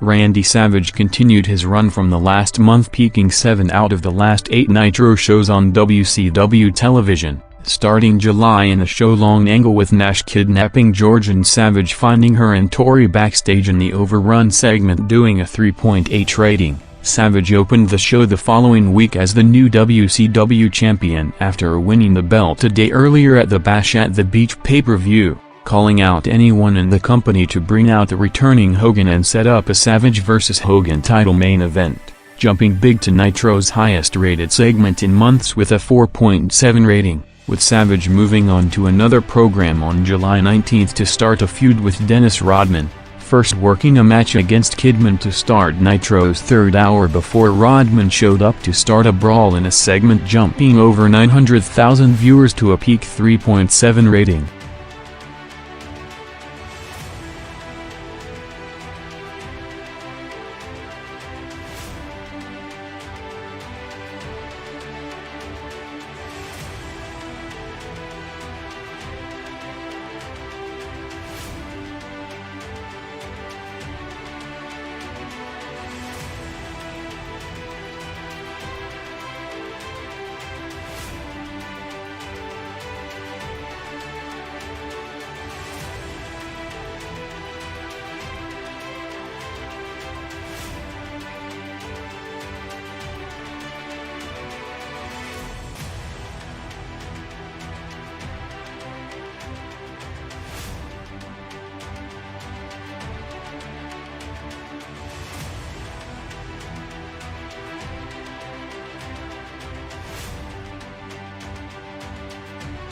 After 2 years of the all-time game-changer Austin vs. McMahon program, July 99 was built as the official end of the feud with an end-of-an-era match at Fully Loaded, culminating in the day after the pay-per-view with Vince coming out to give his final farewell promo, bringing out Austin for a segment hyped as the final Austin-McMahon confrontation, leading to Raw jumping over 1.3 million viewers to an all-time record opposed quarter 7.8 rating. Austin and McMahon started the month setting up the loser leaves the company match at Fully Loaded in an opening segment doing a 5.3 rating, starting the build to the first blood match in a series of angles over the next 2 weeks, first with a contract signing to open Raw on July 12 with a 4.7 rating, ending with Vince signing the contract in Austin's blood, setting up the main event Anything Goes match with Austin and Big Show teaming up against Taker and Kane, jumping over a million viewers to a 7.2 rating, with the go-home angle for the pay-per-view seeing Austin drive a bloodmobile into the arena promising to take Vince's blood later tonight, coming out 2 hours later in the overrun to end with both Austin and McMahon laying out in a segment doing a peak 7.7.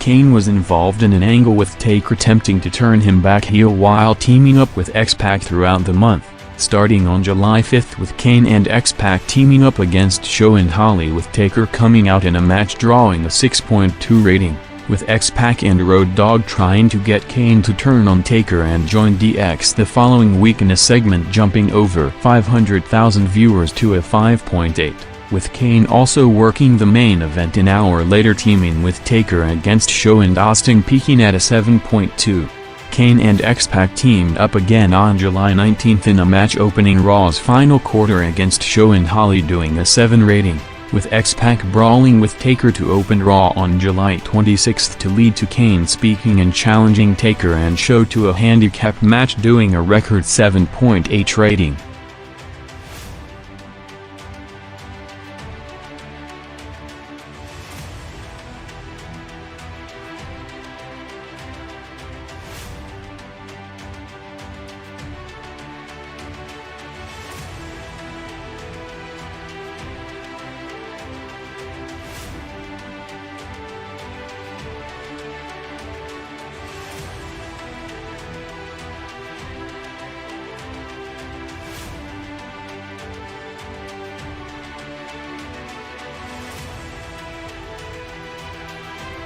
With the Austin program over a day earlier, Undertaker now transitioning away from the ministry opened one of the biggest draws in history on July 26, attacking X-Pac backstage in an opening segment drawing a 6.2 rating that saw him and Big Show team up, with both working a handicap match against Kane an hour later in the quarter doing a record 7.8. With the build-up to the Taker-Show partnership building in the last month, first with Taker laying him out in a tag match picking up over 700,000 viewers to a 6.2 rating on July 5, while both worked the Raw main event in a tag match against each other the following week doing a peak 7.2, with Taker headlining Raw on July 19 in a match against Triple H doing a 7 rating, before jumping over 900,000 viewers further in the overrun to a 7.7 for the final Fully Loaded build-up, with Taker laying out Austin 6 days from the first blood match.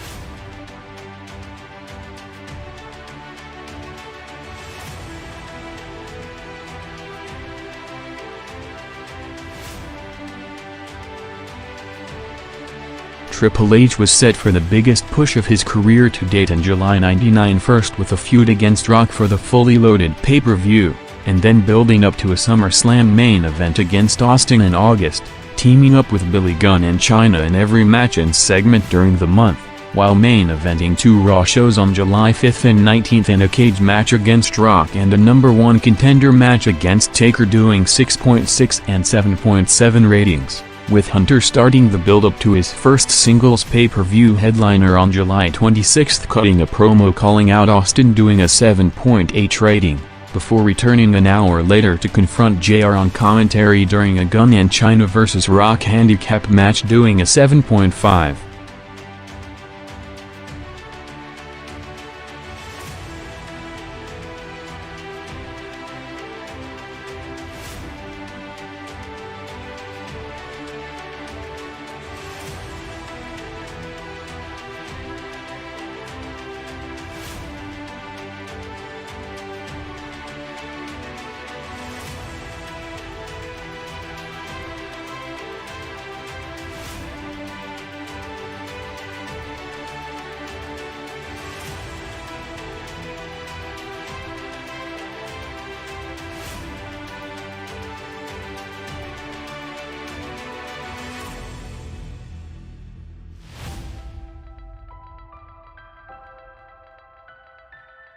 With him established now as a babyface while cutting a series of all-time iconic promos on a weekly basis, with the crowd responding with a display of signs in their buildings unlike anything seen before in the business, Rock started to pull away as the hottest performer in the industry, with him taking over the merchandise charts along with being the biggest TV draw in the business, opening July headlining Raw in a cage match against Triple H, gaining over 600,000 viewers to a peak 6.6 rating, with Rock coming out to a massive reaction as a surprise partner of DX in a six-man tag to open Raw's second hour at 10 p.m. on July 12, resulting in Raw's biggest viewership spike with over 1.2 million viewers and highest rated quarter of the night 6.7 rating. Rock worked a match against Billy Gunn on July 19, doing a 6.3 rating, before running in for the overrun brawl to take out Triple H, doing a 7.76 days before Fully Loaded,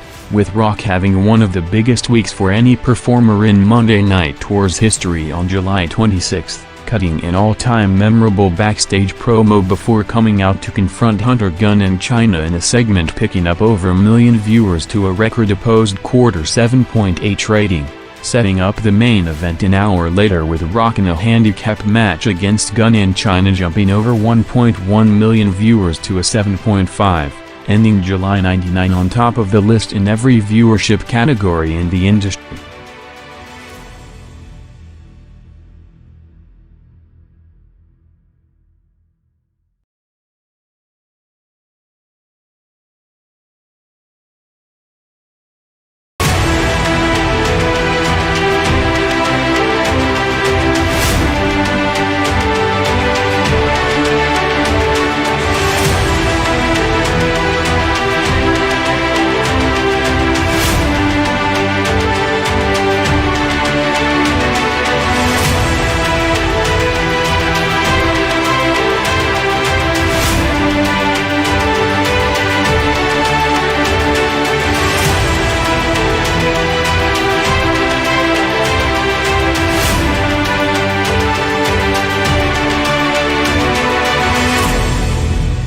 With his signing confirmed on the company website weeks in advance, Chris Jericho made his WWF debut after weeks of hype for the reveal of the Millennium Man, expiring at around 10:20 p.m. on August 9 in the middle of Rock's promo to lead to a memorable Jericho-Rock confrontation drawing a peak 6.9 rating, with Jericho legit stirring things up the following week in a promo on Taker and Show doing 5.7 and 7.3 quarters. Before moving on to a feud against Road Dogg in a comedic partnership with Howard Finkel on August 23.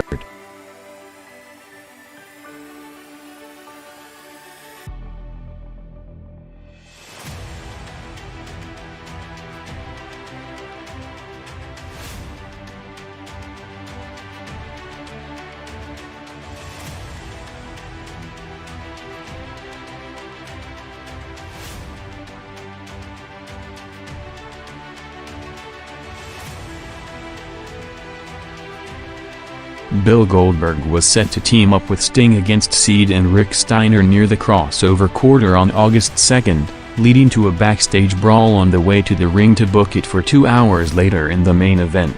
gaining over 1.3 million viewers to a peak 4 rating, with Goldberg again headlining Nitro in a big star power tag match the following week, teaming with Hogan and Sting in a match drawing Nitro's highest peak rating of the month, 4.4 rating, with Goldberg also bumping the show over 700,000 viewers to a first-hour high 3 rating in a match against Wyndham on August 16.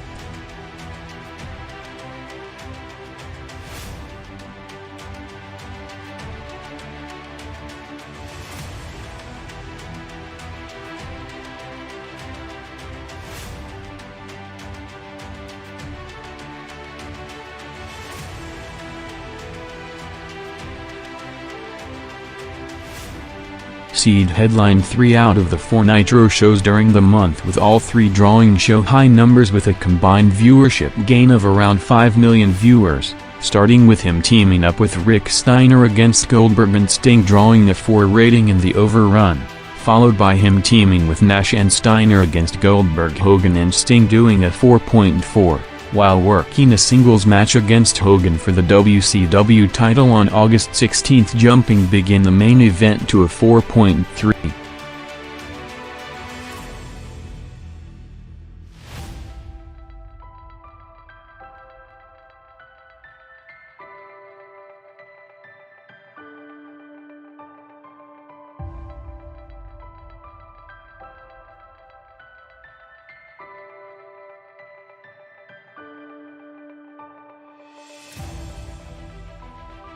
Undertaker and Big Show opened the month with 3 segments on the show, first with a tag match against Road Dogg and Kane doing a 6.4 rating, before coming out to confront Austin an hour later to set up a promoted Taker vs. Austin title match that ended in a brawl doing a 6.2 overrun, with Taker and Show attacking Rock in the opening quarter the following week, with both working separate matches on the night, with Show vs. Rock and Taker in a 3-way against Hunter and Chyna doing a 6.9, with Taker and Show cutting a promo in the ring on August 16 before being confronted by Jericho in a talked about promo doing quarters between 5.7 and 7.3, coming off SummerSlam a day after winning the tag belts in a match against the Acolytes, gaining over 500,000 viewers to a 5.7 rating.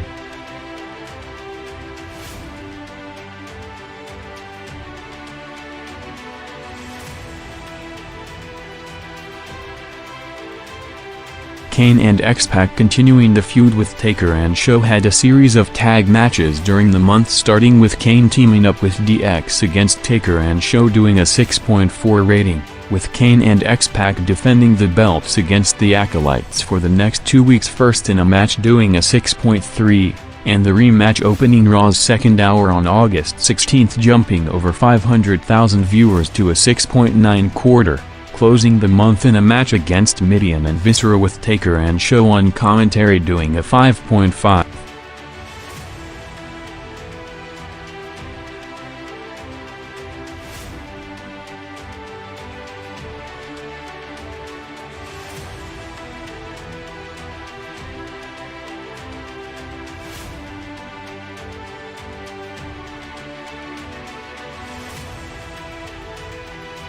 The Shane vs. Test and Stephanie feud was heating up heading into SummerSlam and being one of the big talking points coming off it after a strong performance from Test and Shane during the match, setting up a segment drawing a 5.6 rating on August 23 with Test proposing to Stephanie to start a Shane babyface turn and set up a ceremony segment in the next few months targeted to draw a big number. While 7 days after Vince was written off TV, Shane's response promo was hyped on August 2nd, with the Shane segment which saw Test coming out to confront him picking up over 1 million viewers to a 6.4 rating, with Test working a match against the Posse an hour later jumping over 900,000 viewers to a 6 rating, with Test and Shane in the peak quarter of the night the following week, with Test teaming with Shamrock against the Posse and Blackman doing a 6.9. closing the build-up to SummerSlam with the Brawl doing a 6.6 rating on a show that also saw Shane as the special referee along with Michaels in the main event.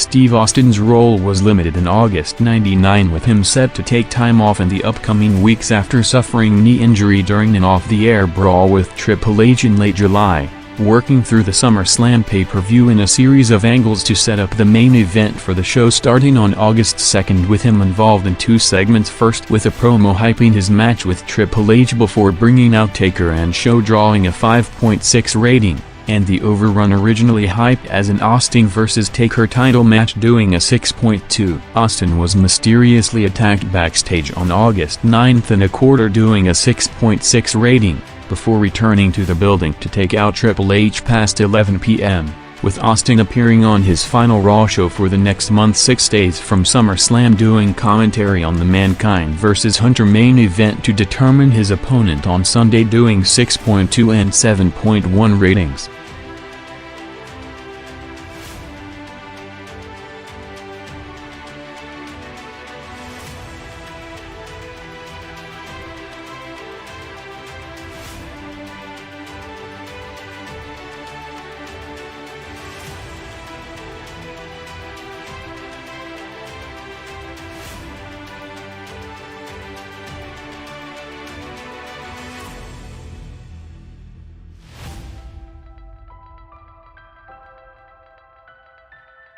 With WCW getting the majority of its star power back full-time on television in July and August, Hulk Hogan made another attempt to refresh his character, as after gradually turning babyface since mid-March, Hogan completed the turn on August 9th, coming out in the yellow and red for the first time in over 3 years to a massive reaction in the main event 6-man tag match with Goldberg and Sting, jumping big with over 2 million viewers to Nitro's highest-rated segment of the month, 4.4 rating. Hogan was back in the main event for the next 2 weeks, first with a title match against Seed on August 16th, doing another big gain of over 1.6 million viewers to a 4.3 rating, with Hogan and Sting setting up a title main event for the hyped Nitro from the MGM Grand in Vegas on August 23rd. Jumping over 1.1 million viewers to a 3.4 rating in the final quarter.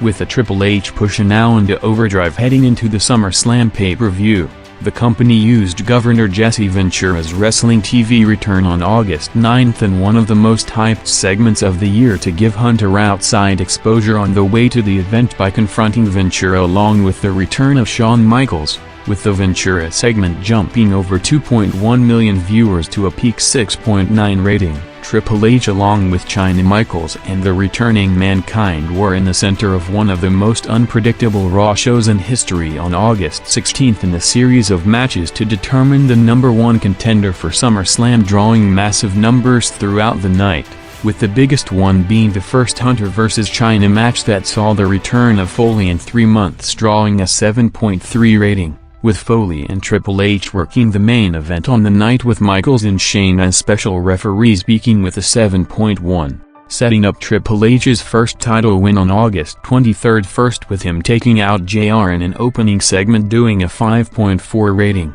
and the Mankind vs. Triple H WWF title main event picking up over a million viewers to a 6.4.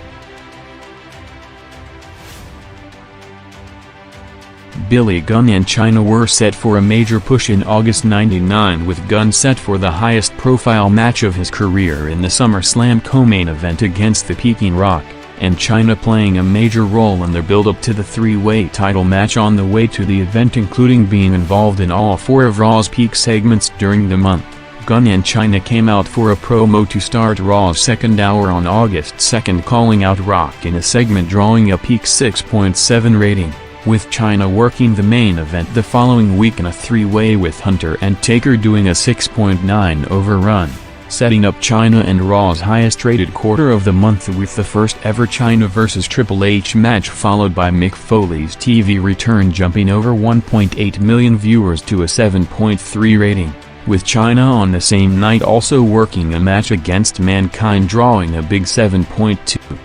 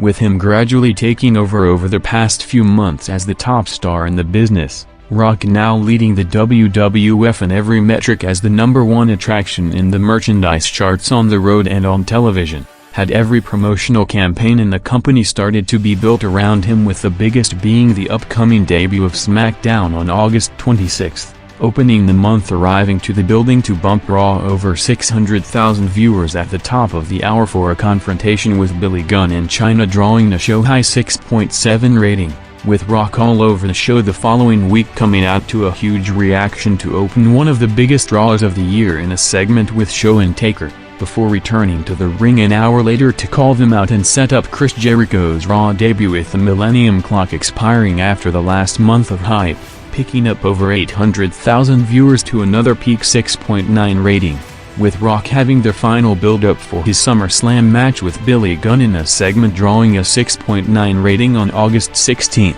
closing the month being involved in the two highest-rated segments of the night, first with a match against Gangrel to open Raw's second hour at 10 p.m., before taking the microphone post-match, cutting a work-shoot promo on management trying to hold him down despite being the biggest star in the business, jumping over 600,000 viewers to the highest-rated quarter of the night, 6 rating, before returning for commentary less than an hour later in the overrun doing a peak 6.4.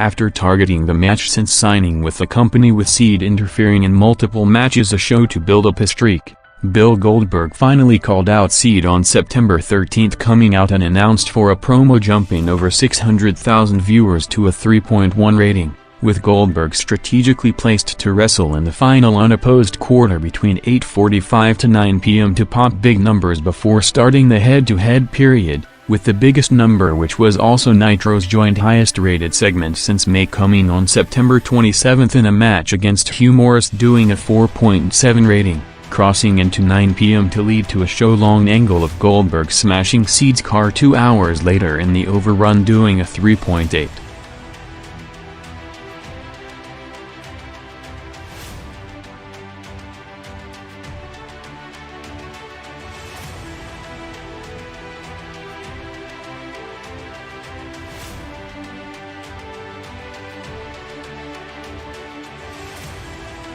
With the D'Lo Brown-Mark Henry on-screen partnership going on for almost 2 years from the beginning of the Nation and beyond, Henry's heel turn and the build-up to the first D'Lo vs. Henry match saw several angles throughout the month on the way to the pay-per-view, starting with a D'Lo and Val vs. Henry and Blackman tag match doing a 5.8 rating, with both involved in a show-long angle on September 20th, with Henry attacking D'Lo backstage before driving to take him out in a strip club in the quarter, doing a 6.2, closing the month with D'Lo in a European title match against Blackman picking up over 500,000 viewers to a 6.9.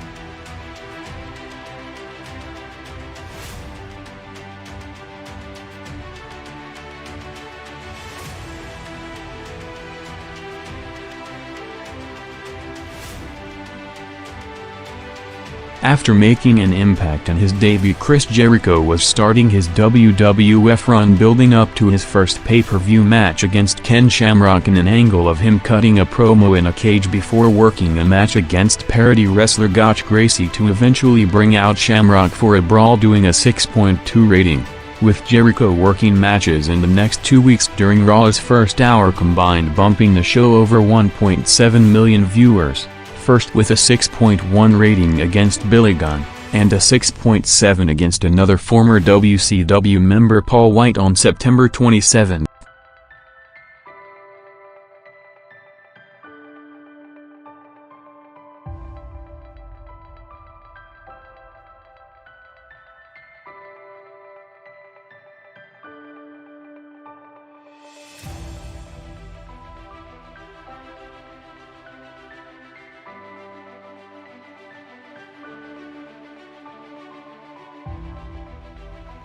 With their first ever match being targeted now for almost 2 years since Bret signed with the company, Hogan and Hart, with both now on the babyface side, teamed up throughout September '99 in the start of the build-up to finally delivering the match 7 years in the making, including both working against each other for the first time in a series of house show matches in the last month, headlining Nitro on September 13 in a match against Sting and Luger, jumping over 1 million viewers to a 3.4 rating, with Hogan, Bret and Flair cutting promos the following week to build to a Dream Team 6-man tag match, with all three teaming for the first time to headline the first Nitro from the new Phillips Arena in WCW's home base of Atlanta on September 27, leading to a show-long angle on the night with Sting attacking Hogan to take him out before coming back in an ambulance past 11 p.m. for the comeback, with the match and angle jumping to a 3.8 rating.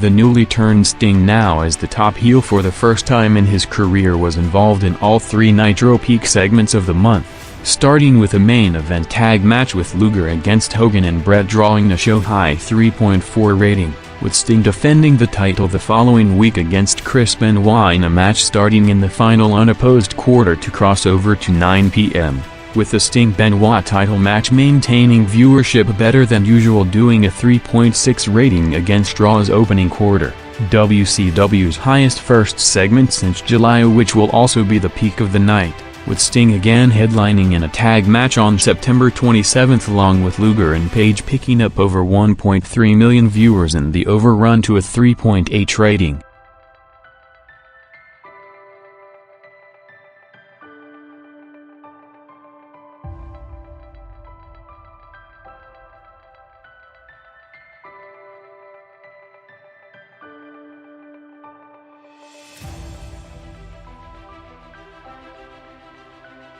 The Debra-Jeff Jarrett partnership that turned into one of the consistent viewership movers on Raw in the last few months, was ended in September with Jarrett in the final month of his WWF contract moving into a program with China. With Jarrett and Debra's final 2 weeks saw a Jarrett Open Challenge on September 13 bumping Raw over 900,000 viewers to a 5.9 rating, with the official turn taking place the following week with Jarrett and Debra teaming in a tag match against Test and Stephanie picking up another 900,000 viewers to a peak 6.7. With Jarrett involved in 2 segments on September 27 to continue the China feud, challenging her and Debra to a tag match against him and Tom Pritchard for later tonight, with the match placed in Raw's final quarter of the night drawing a 6.1 rating.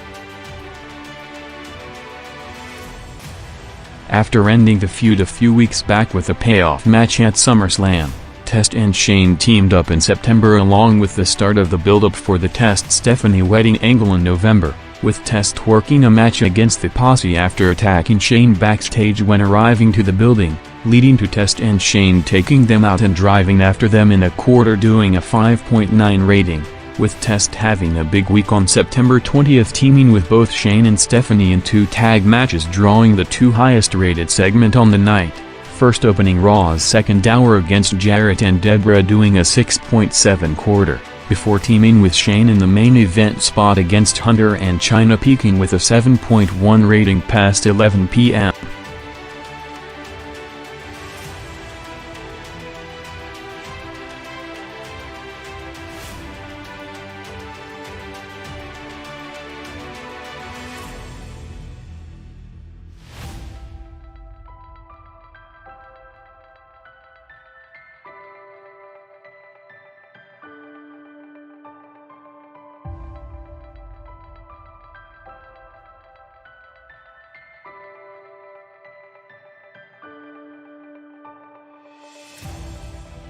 Triple H's first title run had a chaotic start with 5 contenders coming after him on the way to the Unforgiven pay-per-view, while at the same time starting 2 high-profile programs simultaneously, with the continuation of the Austin feud with Hunter getting him arrested at the top of the hour segment on September 13 drawing a 6.4 rating, and going after Linda to lead to Vince McMahon's TV return in the overrun that also saw Austin returning for a brawl doing a peak 7 rating, with Hunter coming out during Raw's opening quarter the following week doing a 5.4 rating to confront McMahon and Austin and set up the main event for the show, with Triple H and China against Shane and Test doing 6.2 final quarter and then going unopposed in the overrun to pick up over 1.2 million viewers to a 7.1. Closing the month again in the opening and closing segments of the night, first with a confrontation against the returning British Bulldog starting Raw with a 6 rating, before headlining in a WWF title match against Rock doing a 7 rating in the overrun.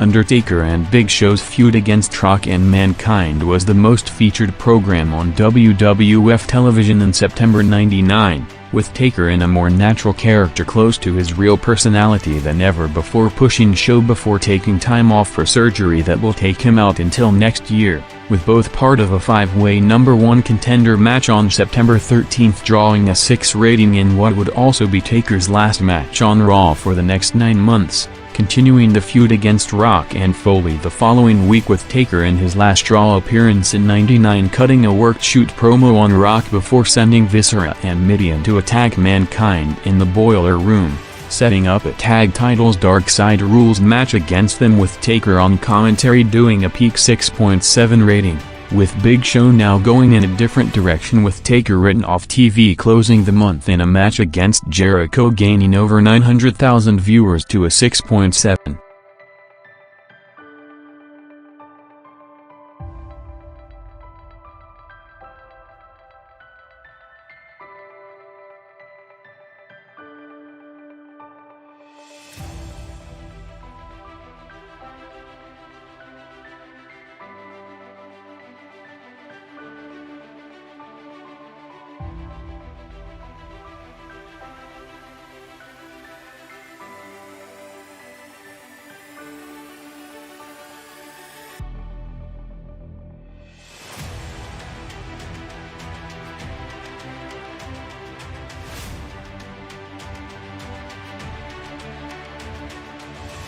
with Vince McMahon off television since losing the end of an era match in late July, and Steve Austin out with knee injury since the SummerSlam pay-per-view. Both McMahon and Austin made their TV returns on the loaded-up show on September 13 to give Raw an immediate boost back on its regular 9 to 11 Monday night time slot for the first time since August 23, with both placed in the two main segments of the night, first with Austin coming out to open Raw's second hour, calling out Triple H in a segment originally hyped as an Austin-Hunter title match, leading to Hunter getting Austin arrested in a quarter, jumping over 700,000 viewers to the highest-rated quarter of the night's 6.4 rating, with Vince returning less than an hour later to confront Triple H when going after Linda in a segment crossing past 11 p.m., with the overrun, with Austin returning alongside McMahon to take out Hunter in a wild brawl, jumping over 1.4 million viewers to a peak 7 rating, with new WWF champion McMahon followed by Austin opening Raw on September 20, days after Austin helped Vince win the title on SmackDown in an opening segment, doing a 5.4 rating, with Austin and McMahon going face-to-face again the following week to set up Austin getting a title shot at the No Mercy pay-per-view in a quarter, doing a 6.6.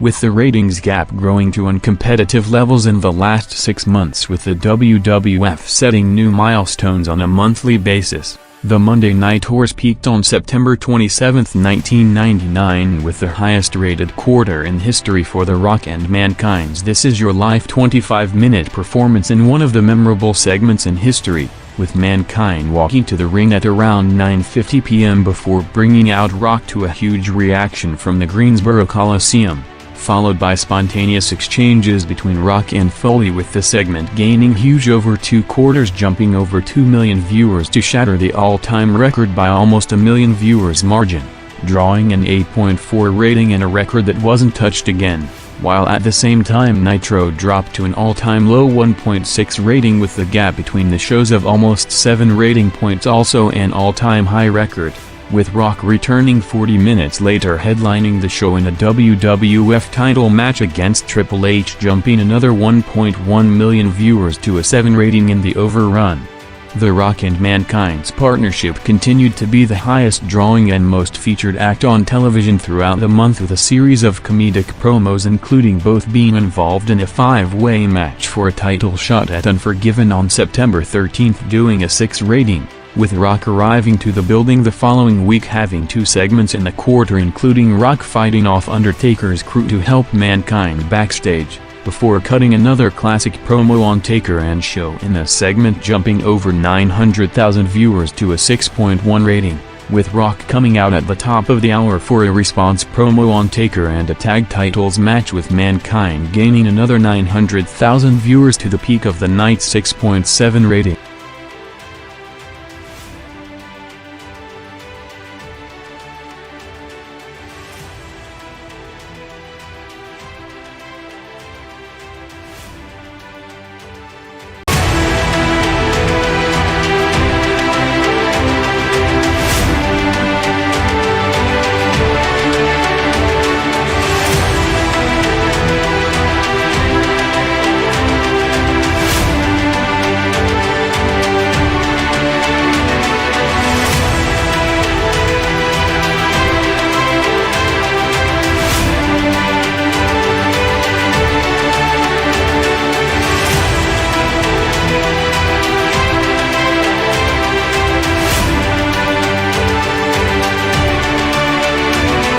after one of the most talked about contract disputes in the business that saw him holding up the WWF before working his final match in the company at the No Mercy pay-per-view. Jeff Jarrett followed Vince Russo to jump to WCW and debut on the new creative's first show on October 18, being involved in a talked-about worked shoot segment that saw Bagwell laying down and sending a message to Russo before Jarrett came out in a quarter doing a 3 rating, with Jarrett 2 weeks earlier opening the month with a continuation of his program with Chyna in Raw's highest quarter of the night against Ma and Mae Young doing a 6.7 rating, with Jarrett's final Raw appearance coming on October 11 throwing off Chyna in a laundry basket backstage at the Georgia Dome in a quarter doing a 6.1.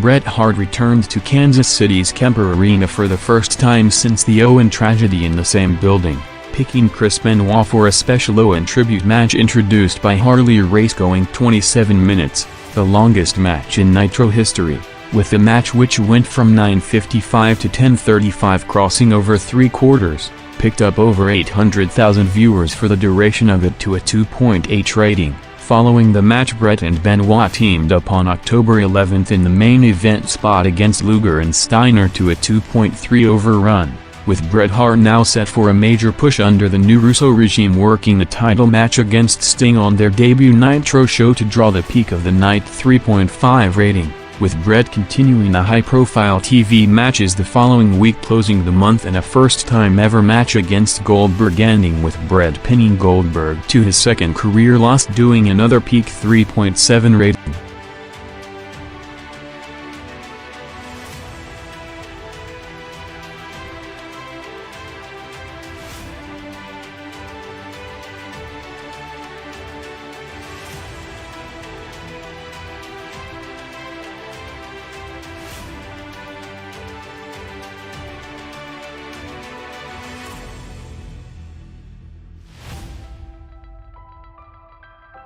With Hall off television since March and Nash off after losing the retirement match to Hogan in August, Hall and Nash returned to start October sitting in the crowd, with Hall saying that the Outsiders are gonna come back when it starts being fun again in WCW, with them returning in the front row again the following week to set up them playing a major role in Russo and Ferrara's first show on October 18.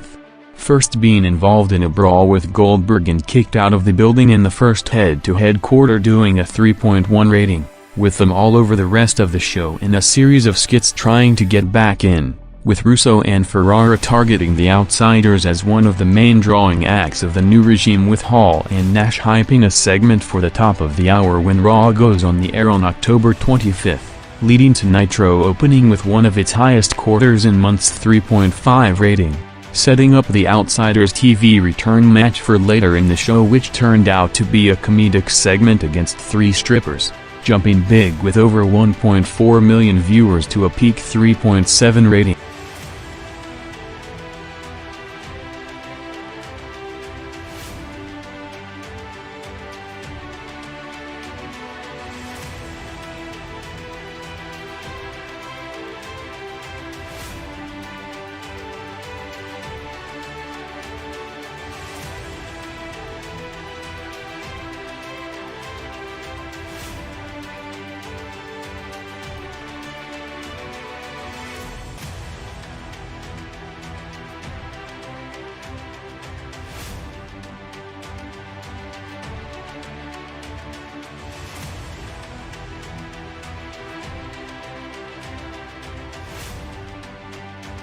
With Hogan, Flair and Savage all written off television throughout October, Bill Goldberg was set to headline as the top guy in the company under the new creative team, starting the month being placed as he usually did in the last month in the final unopposed quarter in a match against Jerry Flynn, crossing into 9 p.m., with Goldberg opening the crossover segment with a promo hyping his pay-per-view match against Seed, doing a show-high 2.9 rating, with Goldberg and Seed having the final confrontation before the match jumping over 600,000 viewers in the overrun, setting up the first opposed quarter of the new regime the following week, with Seed coming out with his legal team calling out Goldberg to start brawls with Seed and the Outsiders doing a 3.1. With Goldberg headlining the show in the next 2 weeks in first-time ever matches, first against Lex Luger jumping over 700,000 viewers to a 3.2 rating, and a Goldberg vs. Bret Hart main event on October 25 doing Nitro's highest peak rating of the month, 3.7 rating.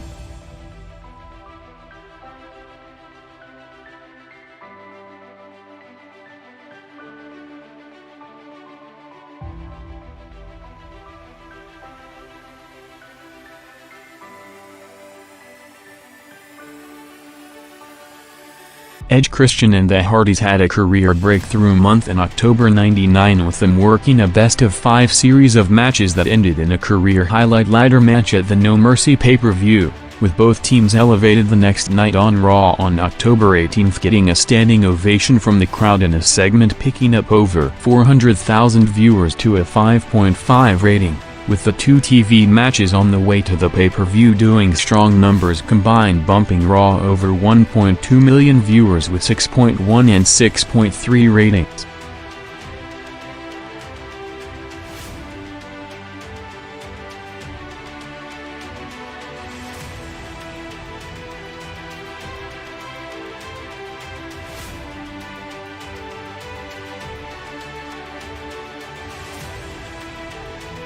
With his focus shifted off-screen to organize the new creative crew after the Shock Russo-Ferrara jump, Vince McMahon opened the first Raw post the announcement in front of over 35,000 people in WCW territory at the Georgia Dome for the first ever Raw in Atlanta, opening big for a segment with Austin and Triple H to peak in the first quarter with a 6.4 rating, with Vince involved in Raw's opening segment again the following week, holding off Rock and Austin to book a three-way with both against Hunter for the Survivor Series pay-per-view jumping to a 5.8 rating, with him also involved in an angle against Bulldog in the first Raw of the month after Bulldog injured Stephanie, doing another 5.8.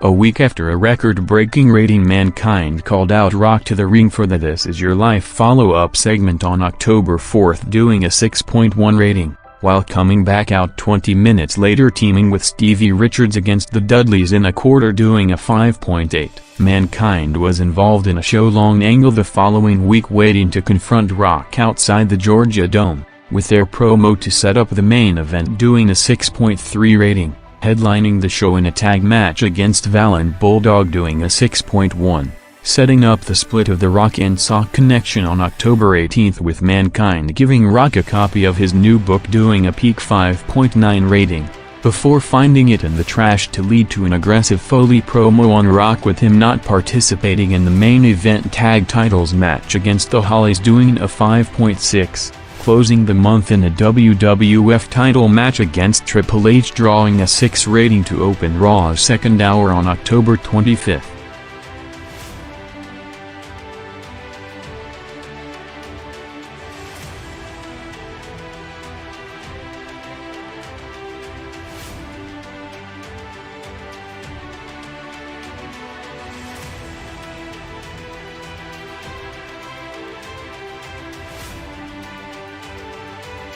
The build-up to the Triple H vs. Austin No Mercy pay-per-view match went to the next level on October 4 with Hunter calling out JR to the ring with Austin off the show to send him a message in a segment jumping over 1.5 million viewers to Raw's peak quarter of the night 6.7 rating, with Hunter coming out to confront Austin and JR in the opening segment on October 11 doing another peak 6.4. setting up a tag match for later in the show with Hunter and Chyna against Austin and Ross doing a 6.1, with Hunter a day after No Mercy starting the build to a three-way against Rock and Austin, and the show opening and closing segments doing 5.8 and 5.6 ratings, with Triple H defending the belt against Mankind on October 25th at the top of the hour at 10 p.m. in a match drawing a 6 rating.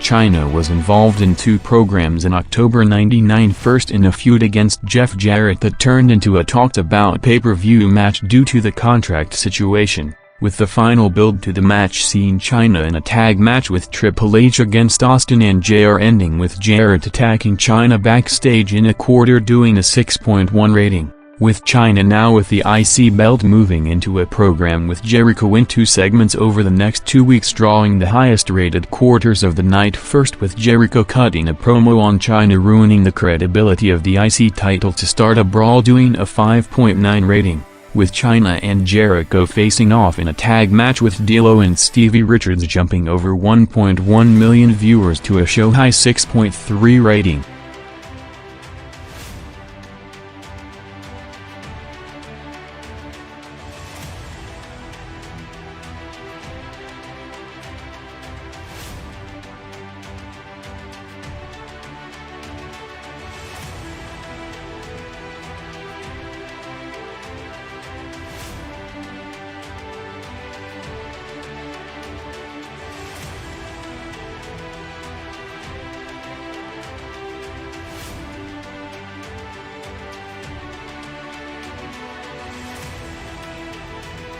Steve Austin opened the first ever Raw in Atlanta, calling out Triple H for the final build-up to the No Mercy pay-per-view, peaking Raw already in the first quarter with a 6.4 rating, setting up a tag match with Austin and JR against Hunter and Chyna gaining over 700,000 viewers to a 6.1. With Austin also involved in the peak segment of the night a week earlier with a taped interview with JR in a segment with Triple H jumping over a million viewers over 2 quarters to a 6.7. After months of being separated on television as the top 2 babyfaces in the company, Austin and Rock finally went face-to-face on October 18th to start the build to the Survivor Series 3-way title match, bumping Raw over 600,000 viewers to a 5.8 rating while facing off again in the overrun doing a 5.6, setting up Austin and Rock teaming up in the main event the following week against the Outlaws doing a 5.8 rating.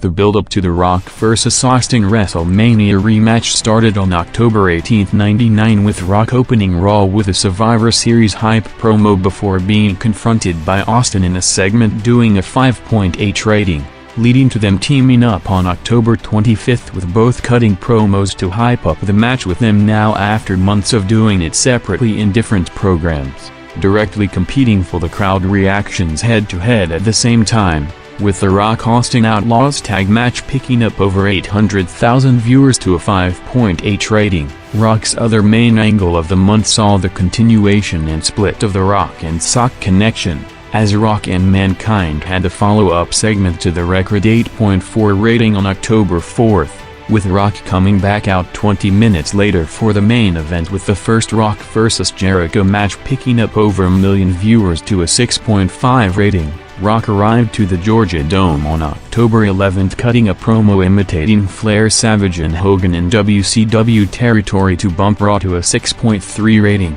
with Rock and Mankind headlining the company's first show in the stadium against Val and Bulldog doing a 6.1, ending the original Rock and Sock run on October 18 in a show-long angle, bumping Raw over 1.5 million viewers throughout, including the peak segment of the night 5.9 rating, while main eventing the show against the Hollies in a tag titles match doing a 5.6.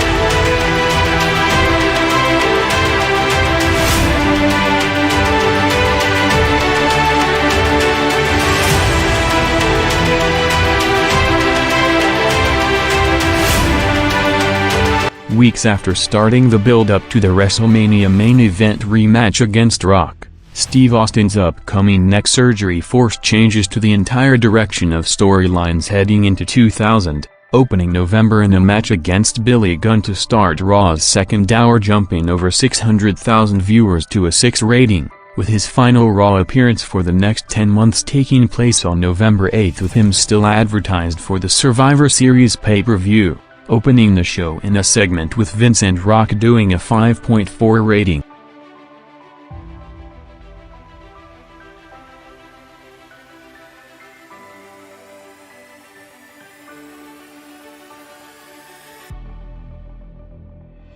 After weeks of hype vignettes for his debut and working his first match at Survivor Series, Kurt Angle's WWF TV run couldn't have started better, with him involved in Raw's highest-rated quarter of the night in his first 2 weeks, working a match against Godfather on November 15, picking up over 600,000 viewers to a peak 6.7 rating, followed by a match against Mark Henry the next week in a quarter, jumping over 1.3 million viewers to a 5.9. Closing the month in a match against Val Venis doing a 6.5.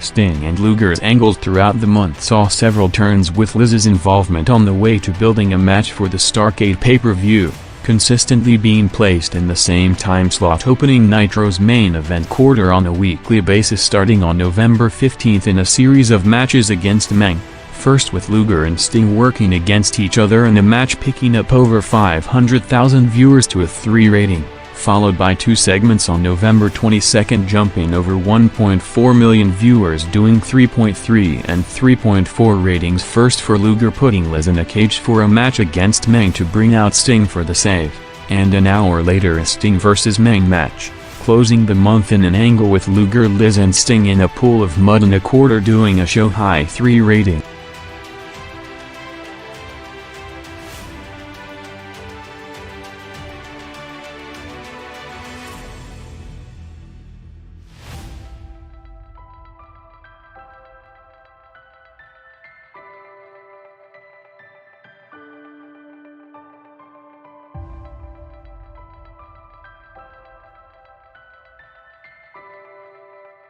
Bret Hart's push under the Russo-Ferrari regime culminated with him winning the WCW title for the first time in front of the Canadian crowd, making his first appearance on TV with the belt on November 22, defending the title against Jeff Jarrett to open the crossover segment at 9 p.m., holding viewers better than usual in one of the highest openings in months' 3.5 rating, with Bret working 2 matches the following week, first defending the title against Meng in a match jumping over 700,000 viewers to a peak 3 rating, before being involved in a 3-way cage tag match with Chris Benoit in the Overrun, with the final 2 weeks of build-up to the Mayhem pay-per-view seeing Bret in 2 tournament matches against Perry Saturn and Billy Kidman gaining over 500,000 viewers to 3.2 rating.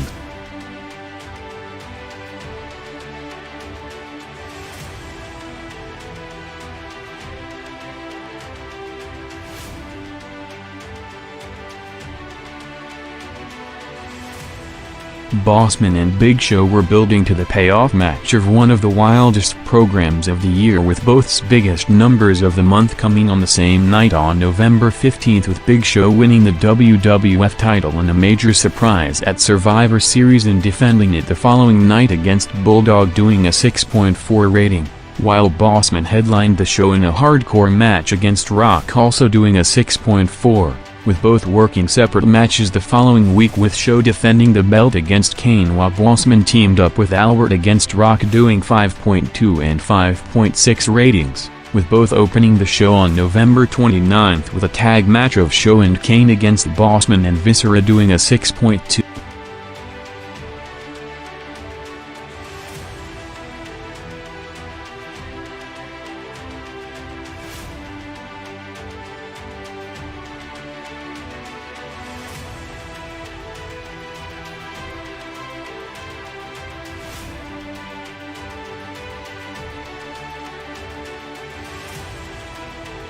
With his planned retirement delayed due to the Austin injury, Mick Foley teamed up with Al Snow throughout the month while building to the reunion of the Rock and Sock Connection, working 2 tag matches in the first 2 weeks of November against Bossman, Albert and the Outlaws doing 6.2 and 5.3 ratings, with him working a singles match against Val Venis on November 15th jumping over 600,000 viewers to a 6.3. starting the angle with Snow and Rock the following week to lead to his biggest number of the month, with Mankind teaming with Rock and Kane against DX doing a 6.8 rating.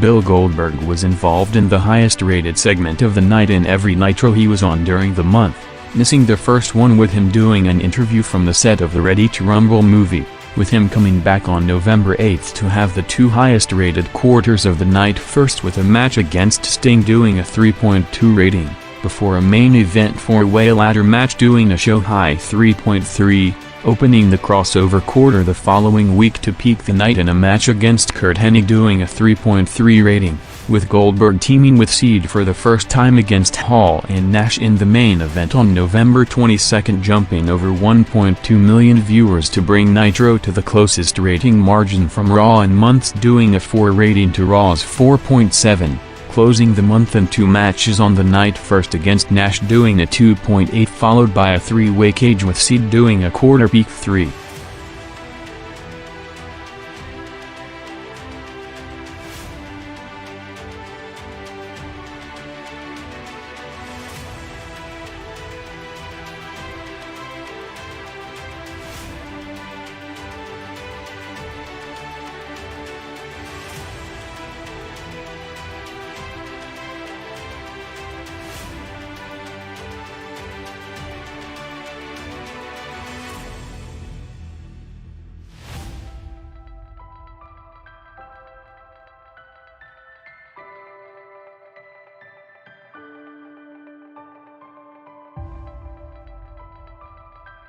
The Outsiders were the most featured performers of the Russo-Ferrara regime in November '99, with them overlapping between all the top programs and having multiple segments a show on a weekly basis, starting the month with Nash hyping a makeover before revealing it to be a Vince McMahon parody being placed in the crossover quarter at 9 p.m. during the peak of the night 3.2 rating, with Nash continuing with the parodies the following week dressed as the Grand Wizard while Hall worked 2 matches on the night combined, gaining over 1.7 million viewers, first with a match against Lash LaRue doing a 3 rating, and the main event 4-way ladder match with Hall winning the US title doing a peak 3.3. Hall and Nash in a Seed costume worked separate matches on November 15 with Hall vs Chris Benoit opening Nitro's third hour to a 3.2 rating, while Nash headlined the show in a street fight against Seed doing a 2.8 overrun, with the Outsiders' biggest number of the month coming on November 22 in a main event tag match against Goldberg and Seed jumping over 1.2 million viewers to bring Nitro within half a rating point margin from Raw with a 4 rating, closing the month with them involved in 3 matches on the night in all the main TV time slots at the top of each hour against Seed, Goldberg in the main event cage match.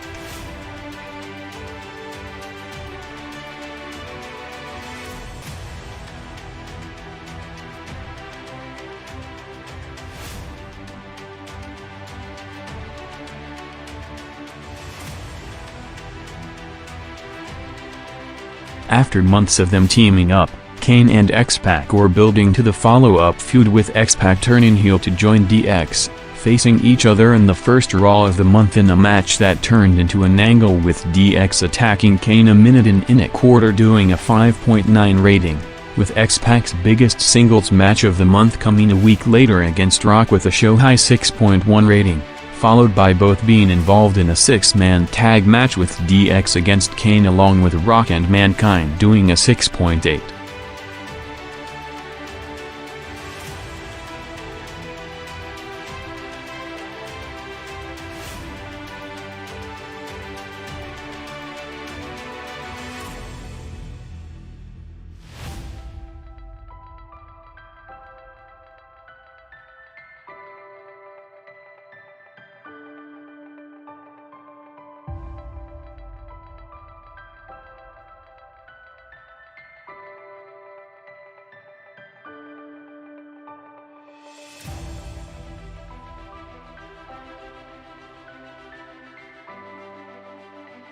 With Austin written off TV, Foley nearing retirement and Taker still out with injury, Triple H was the biggest beneficiary from the company trying to fill the void at the top of the card, with him having one of the biggest shows of his career to date on November 29, first working a match against Test at the top of the hour jumping over 800,000 viewers to a quarter-high 6.9 rating, while an hour later interrupting the Test Stephanie wedding ceremony to officially kick off the McMahon-Helmsley regime storyline jumping to a 7.3 overrun. Hunter opened the month defending the title against Shane in the main event, gaining over 1.2 million viewers to a peak 6.5 rating, followed by another match in the main event against Test doing a 5 final quarter, coming out with DX to deny running over Austin a day after Survivor Series to open Raw on November 15 with a 5.9 rating on a show that also saw him working a match against Kane doing a 6, with him involved in a show-long angle of DX getting Vince arrested on November 22 before being booked by Shane in a handicap match against the Acolytes doing a 4.7 overrun.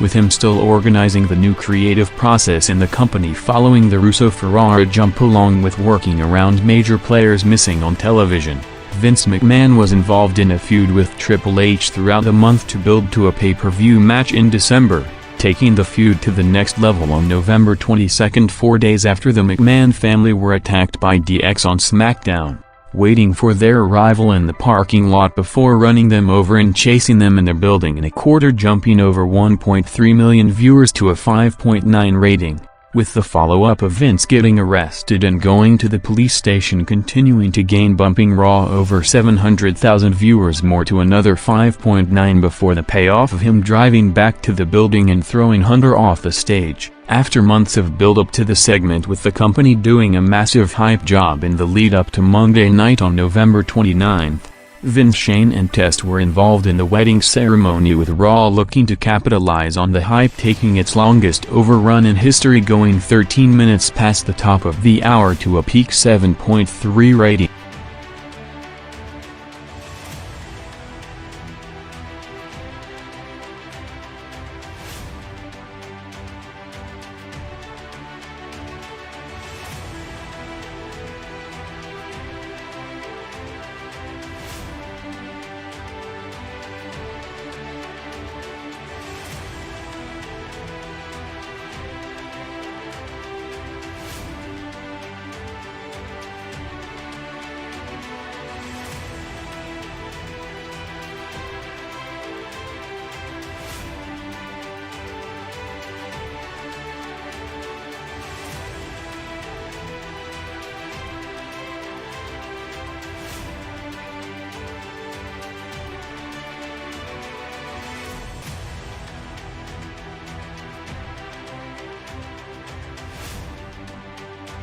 With the planned WrestleMania main event rematch against a heel Steve Austin that would see him getting his win back now off due to Austin's neck surgery, Rock was in transition following the Survivor Series pay-per-view, with him having several mini-programs until the Royal Rumble, bumping Raw over 1.1 million viewers to 6.4 ratings on November 15, first with him being questioned by the cops on the Austin incident, followed by the main event Hardcore #1 contender match against Bossman, picking up over 600,000 viewers in the overrun, working against Bossman again the following week in a handicap match along with Albert, doing a 5.2 rating, with him revealing to Foley that he didn't throw his book in the trash an hour earlier to build to the return of the Rock and Sock connection in a quarter, doing a 5.9. Rock worked several matches against all members of DX throughout the month, with the first one coming on November 1 against Road Dogg, with him cutting a talked-about promo on Austin and Hunter in the build to the Survivor Series three-way match to open Raw with a 5.6,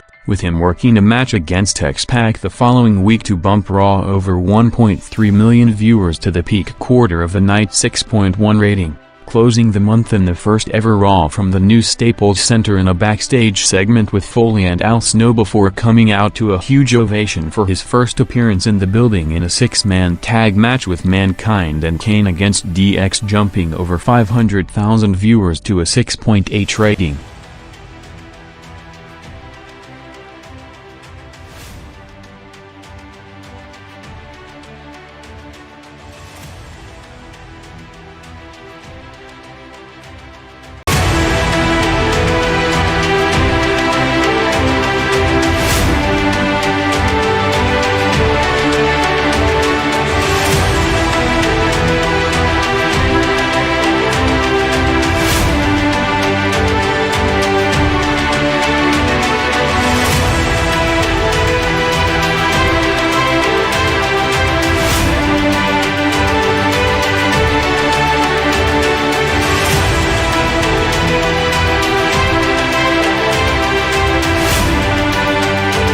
Vince McMahon's final two Raw shows of the year saw him involved in two big segments going into and coming off the Triple H match at the Armageddon pay-per-view, coming out to confront Hunter on December 6 and the follow-up of the wedding angle to lead to Raw jumping big to a massive 7.2 rating, while a week later, a day after the Stephanie heel turn swerve, Vince arrived to the building going straight to the ring to call out Hunter, bringing out Stephanie, with the segment gaining over 1.1 million viewers to a 6.5 rating before leaving to be written off TV for the next few months.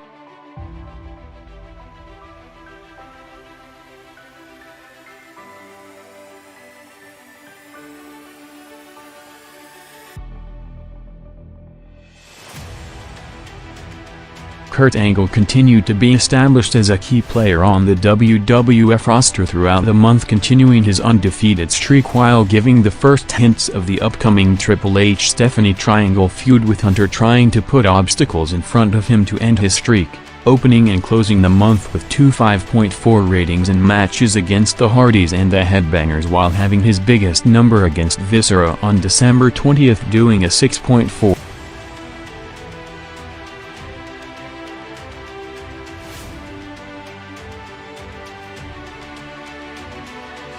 Godfather continued to be one of the most popular characters in the company, with him getting some of the biggest crowd reactions on a weekly basis while bumping Raw over 1.1 million viewers in the first 2 weeks of December in matches against Albert and Mark Henry, doing 5.9 and 5.8 ratings, continuing the gains on December 20th in a match against Chris Jericho at the top of the hour, bumping the show over 800,000 viewers to a 6.1.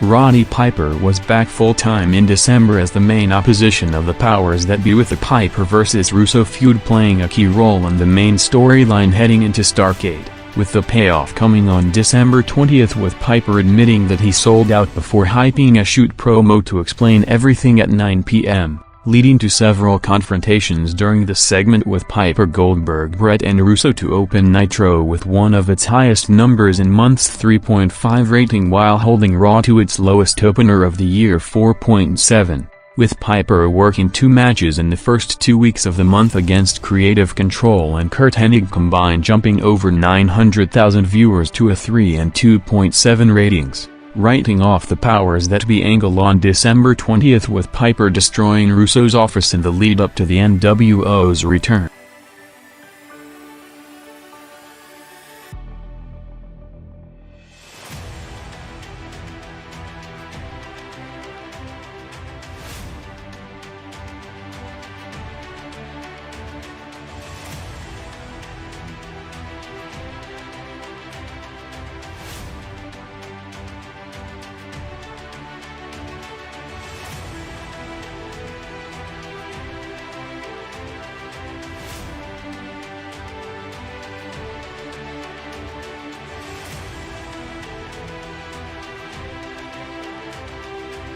Hall and Nash worked 2 separate matches to start the month during Nitro's third hour, with Nash vs Benoit going against a huge audience on Raw doing a 2 rating, while 30 minutes later Hall vs Sting bumped the show over 600,000 viewers back to a 2.6, with the Outsiders returning to the main event on December 13th in a big tag titles match against Goldberg and Brett to win back the belts, doing a peak 3.3 rating in the overrun, as Hall and Nash ran in past 11 p.m. to interrupt the Goldberg vs. Brett main event on December 20th for the reveal of the reformation of the NWO, while an hour earlier Nash was booked by Russo in a handicap match against Creative Control after cutting a worked shoot promo on The Office, coming out with Scott Hall to pick up over 800,000 viewers to a 3 rating. Closing the month with Nash in the main event against Cena and Wall in a handicap match, after Hall was legitimately taken off the show after going off script on Thunder and having a backstage confrontation with Goldberg,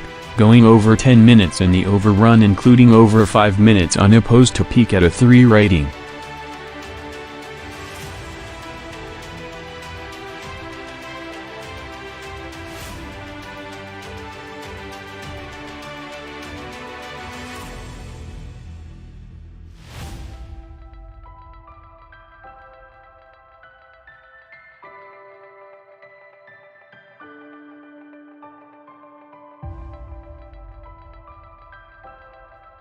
After the last few months of build-up, Bret Hart turned heel to reform the NWO as the WCW champion on December 20th in the finish of the Hart vs. Goldberg Starrcade rematch, doing a 3.6 rating, with Bret in the 2 weeks leading up to the event defending his world and tag titles, first with a match against Luger to open the crossover quarter doing a 2.9 rating, while teaming with Goldberg against the Outsiders a week later doing a peak 3.3, with Hart doing an injury angle to leave Goldberg alone in another hint of the swerve to come. Defending the title again to close the year in a match against Jerry Flynn doing a 2.6.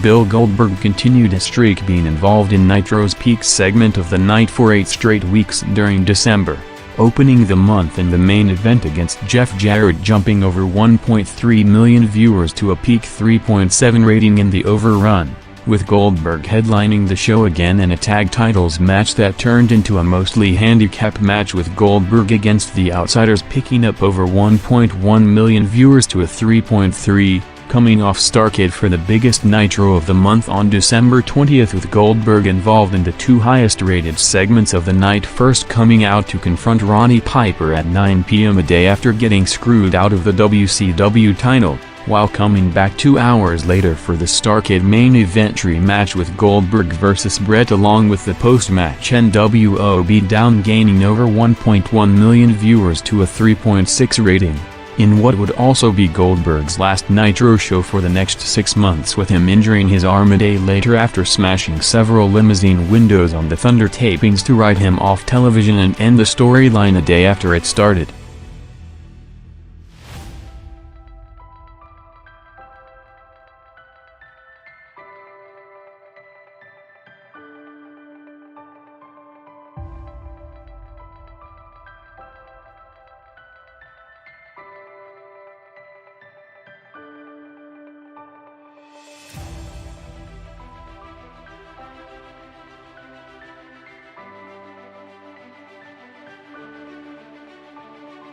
Big Show continued his first WWF title run, defending the belt on every Raw show in December, being placed in the main event quarter on a weekly basis, first in a match against Viscera along with the go-home angle of the Bossman vs. Show payoff pay-per-view match, doing a 5.8 rating, with the rematch coming the day after the event in a handicap match against Bossman and Albert doing a 6. With Show headlining Raw in the next 2 weeks, first in a hardcore match against Kane, jumping over 700,000 viewers to a 6.1 rating, and the final Raw main event of the year against Triple H, picking up over 800,000 viewers to a peak 6.6.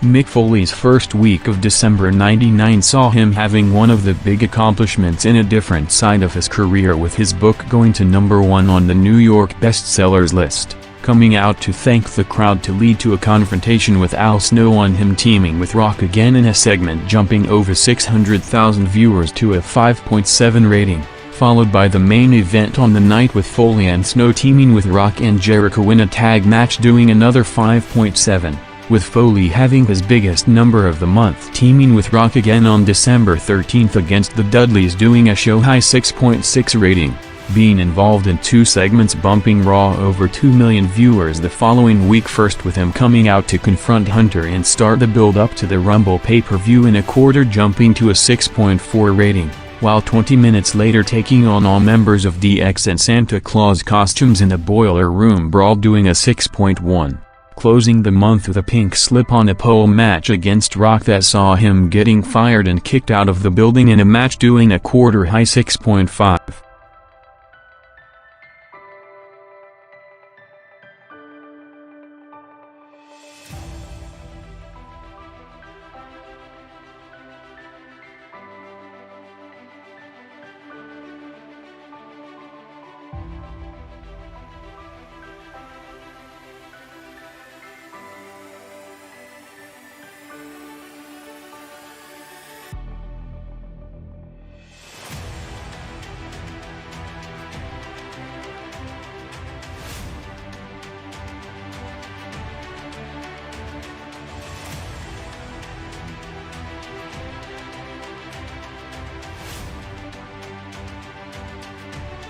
Rock continued his transition run in December on the way to starting the build-up to the Rumble and WrestleMania pay-per-views, teaming with Mankind along with a mini TV program against Al Snow, starting the month in the Raw main event against Snow with Jericho as mystery partner, doing a 5.7 rating, while a week later Rock came out early for a rare match in the first hour, cutting a pre-match promo before meeting the Dudleys for the first time in a match, going over 15 minutes on TV, with Rock's promo and tag match bumping Raw over 1 million viewers to a peak 6.6 rating, working the first of the series of TV matches against Snow on December 20th, doing a 6.2, with Rock running in for the save in a brawl with Foley against DX to set up a pink slip-on-a-pole retirement match at the top of the hour in the final Rock vs. Foley match on December 27th, gaining over 1.3 million viewers to the peak quarter of the night 6.5 rating,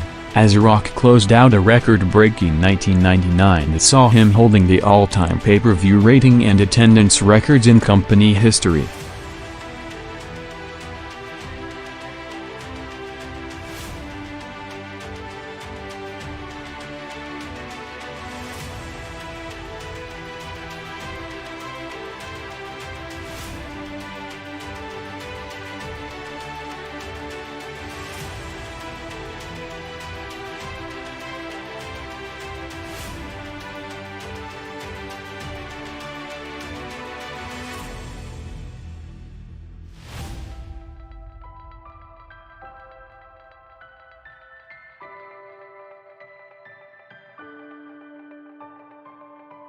A week after the wedding angle, Triple H came out to open Raw's second hour on December 6th to sign the papers in a confrontation with Stephanie and Vince in the final build-up to the Vince Hunter pay-per-view match, with the follow-up of the wedding segment showing massive intrigue, jumping almost 2 million viewers to one of Raw's highest opposed quarters in history 7.2 rating, with Hunter coming back 20 minutes later for a tag match with X-Pac against Kane and Test, doing a 6. With the company taking the angle to the next level the following week and the official start of the McMahon-Helmsley regime, with Vince written off television and Hunter and Stephanie in charge of the show for the rest of the month, set up with Stephanie confronting Vince a day after turning heel in a segment, gaining over 1 million viewers to a 6.5 rating, with Triple H and DX closing the show in a swerve tag titles match with Test against the Outlaws, doing a 5.8 overrun, starting the feud with Mick Foley for the Rumble title match on December 20th, first with him calling out JR to bring out Foley to the ring in a segment, jumping over 1.7 million viewers to a 6.4,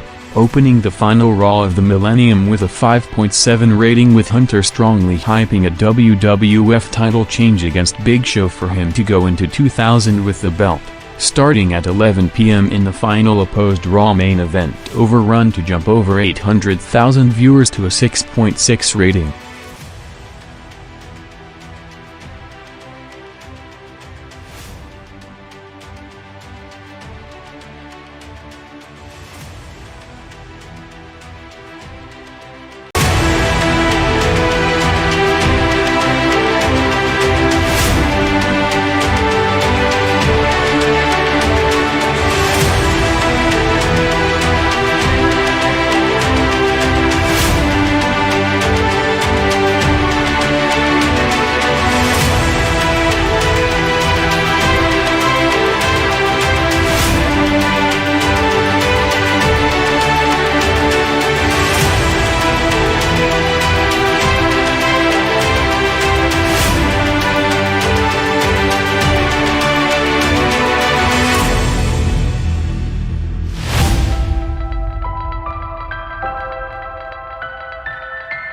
After being off television since October '98, Sting made his TV return full-time in April '99, right back into the main event, coming out past 11 p.m. in the overrun of the first revamped Nitro on April 5, drawing a 5.8 rating, with Sting continuing to have a strong April with 3 peak segments, working his first TV match back against Ric Flair a week later, jumping over 1.7 million viewers to a show-high 5.5 rating, and closing it with him winning the belt in a title match against Dallas Page, being placed minutes before 9 p.m. on April 26 to lead to the Sting vs. Page match, maintaining almost the entire unopposed viewership to start with would also be the peak of the night, 4.9 rating. Sting had his strongest numbers for the rest of the year, coming in July and August in main event matches alongside and against Hogan and Flair, taking over the WCW presidency from Flair on July 19 in a match doing a 3.5, while a week later teaming with Hogan against Nash and Seed, peaking at a 4.4 rating to set up Sting vs. Hogan in a hyped Nitro in Vegas, jumping over 1.1 million viewers to a show-high 3.4.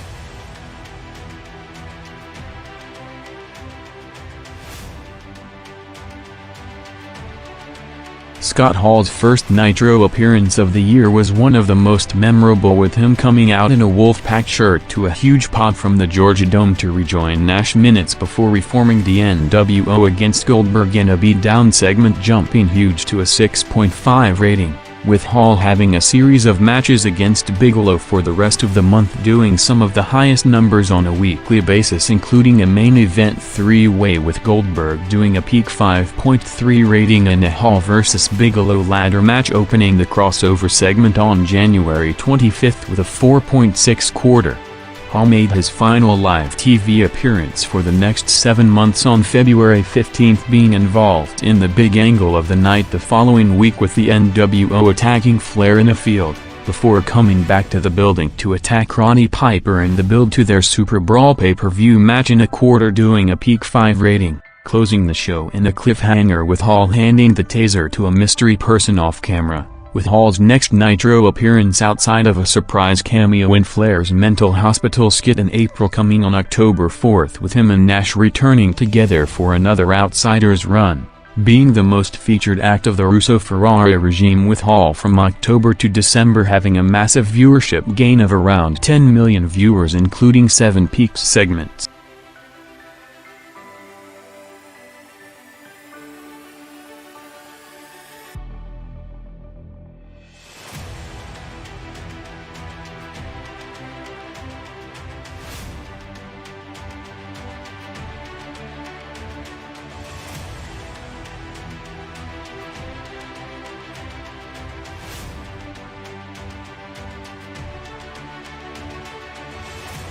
Paul White's first TV match of 1999 was also his final WCW appearance, with him headlining Nitro against Nash on January 11 with the public knowledge of him about to sign a massive WWF contract in a few weeks in a main event doing a 4.7 overrun, with him debuting straight into the main event scene of the peaking WWF in the main angle of the WrestleMania main event with Rock's Paranoia and the Corporation, culminating in what would also be White's highest rating of the year and the Mania Go Home show, in a match hyped as one of the biggest in show history, with the first White vs. Austin match on March 22 doing a massive 7.7 rating, followed by Big Show turning babyface the following week to start an angle with Undertaker, which included their first 2 TV matches doing near-record numbers with 2 7.3 ratings on May 3 and June 7 combined, bumping Raw over 1.6 million viewers, leading to them teaming up from July to September with their segments and matches consistently among the highest on TV,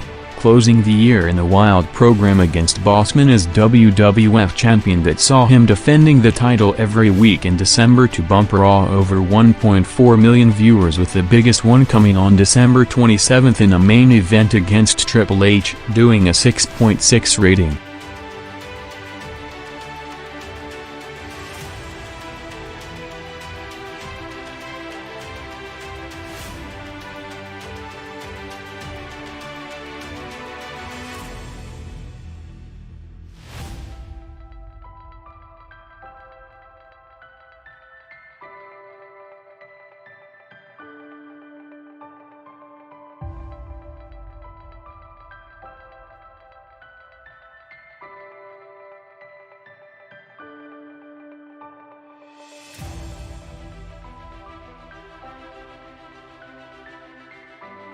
Ric Flair started his run as the new WCW president on the Big Georgia Dome Nitro on January 4 with a confrontation with Bischoff to eventually lead to a feud with Hogan and a gradual power trip heel turn with another run with the belt, continuing as one of the top TV draws in the business throughout, with him between March and June having 11 peak segments, the most in WCW, with the biggest ones coming in March and April, with first-time ever matches against Goldberg and Nash doing 5.7 and 5 ratings, along with a four-way title match on April 5 doing a 5.8, with Flair taking a different character direction, having one of the most talked about segments of the year on April 26 with him taken to a mental hospital in a series of comedic skits throughout the night. Flair moved into a program with Roddy Piper in May that eventually led to them teaming up and running the show, with Flair ending his president run on July 19 after losing to Sting in the crossover segment doing a 3.4 rating and writing Flair off TV for the next few months, returning on the first Nitro after Bischoff was legitimately removed as WCW president, with his return promo jumping to a few months high 4.6 rating in the unopposed hour, having a series of angles with Hogan, Sting and Bret before being written off again in an angle with the Filthy Animals in the Desert on October 25 with a plan to return in the next year.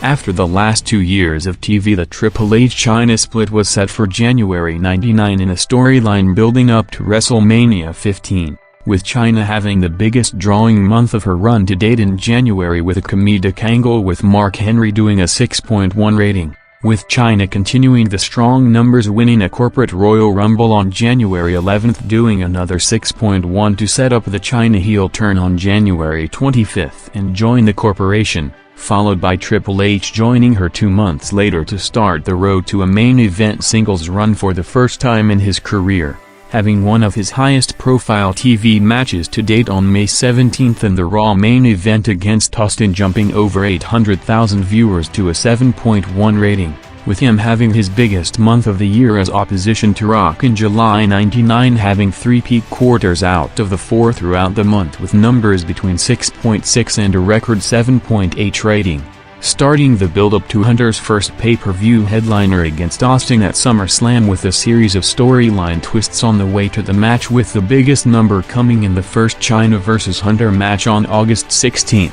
jumping over 1.8 million viewers to a big 7.3 quarter, before eventually winning the title a week later in the main event against Mankind doing a 6.4 overrun. November 29 saw one of Hunter's biggest Raws on the road to be established as a top headliner, with him first working a match against Hest doing a show-high 6.9 rating, before coming out an hour later in the wedding angle to start the McMahon-Helmsley regime doing a peak 7.3. with Hunter and Stephanie taking over the show from Vince in December, with the biggest number coming for the wedding follow-up segment on December 6, picking up big at the top of the hour to a 7.2 rating.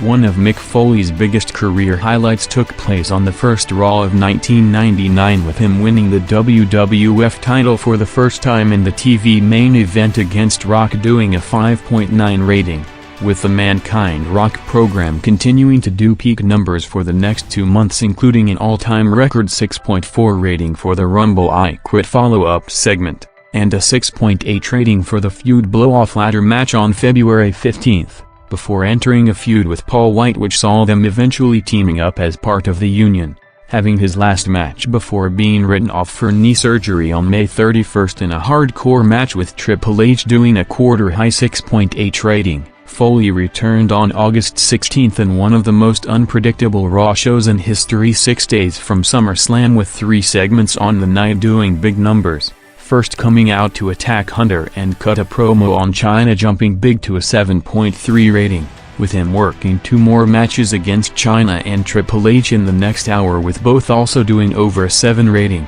with him starting perhaps his most memorable run of the year as part of the Rock and Sock connection, with them being the most featured act on TV for the next 2 months, peaking with the highest rated opposed quarter in Raw history on September 27 with Mankind's This Is Your Life Rock segment jumping huge to a record 8.4 rating, closing the year with him delaying his planned retirement due to Austin's injury in a partnership with Al Snow before the reunion of Rock and Sock being placed against each other in the final Raw of the year, with Foley being fired to build to the return of Cactus Jack in a match doing a 6.5 rating.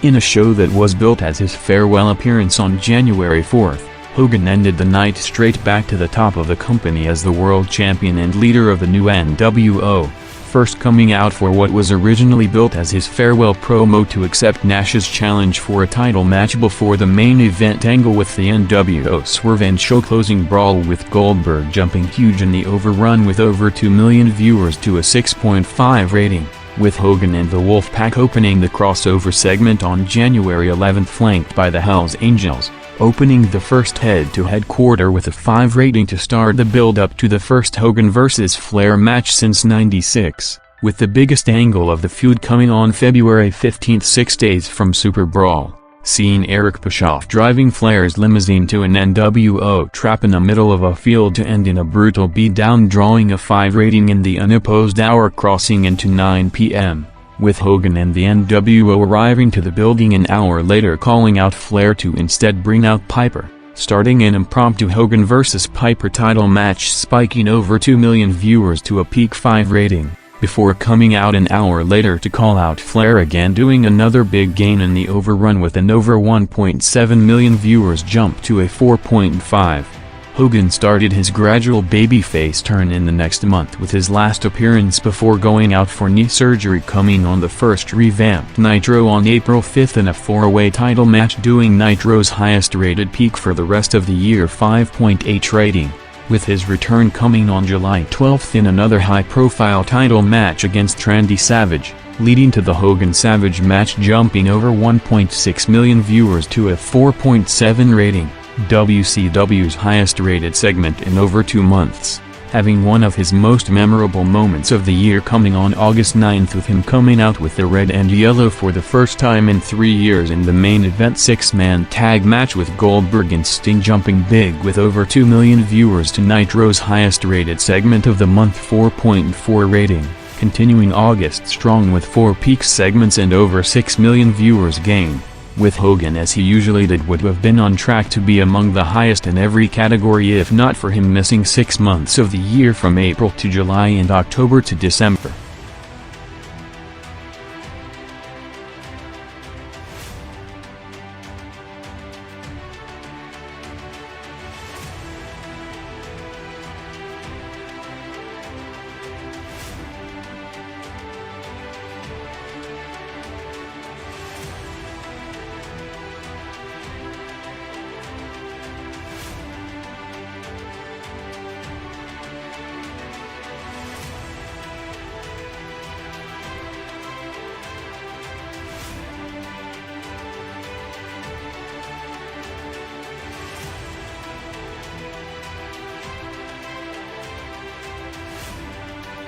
Nash went through 3 stages throughout the year, along with being the only WCW headliner to work almost a full 12 months of '99, resulting in him having the biggest viewership gain in the company with a massive total of over 36 million viewers, starting with almost 3 million of them coming in the first week, with Nitro's highest peak rating of the year in the promoted first ever Nash vs. Hogan match, ending with the finger poke of doom Swerve doing a big 6.5 rating, with Nash and Hogan leading the new Wolfpack as a double solo act on top, on and off TV, including teaming up against Goldberg and Flair in a big tag match on March 15, jumping big to overtake Raw with a 5.4 to 5.3 rating, with Nash's next biggest number coming on April 19 in a first-time ever match against Ric Flair, jumping over 1.4 million viewers to a 5 rating, starting the next phase with him turning babyface to start a feud with Randy Savage in June and July,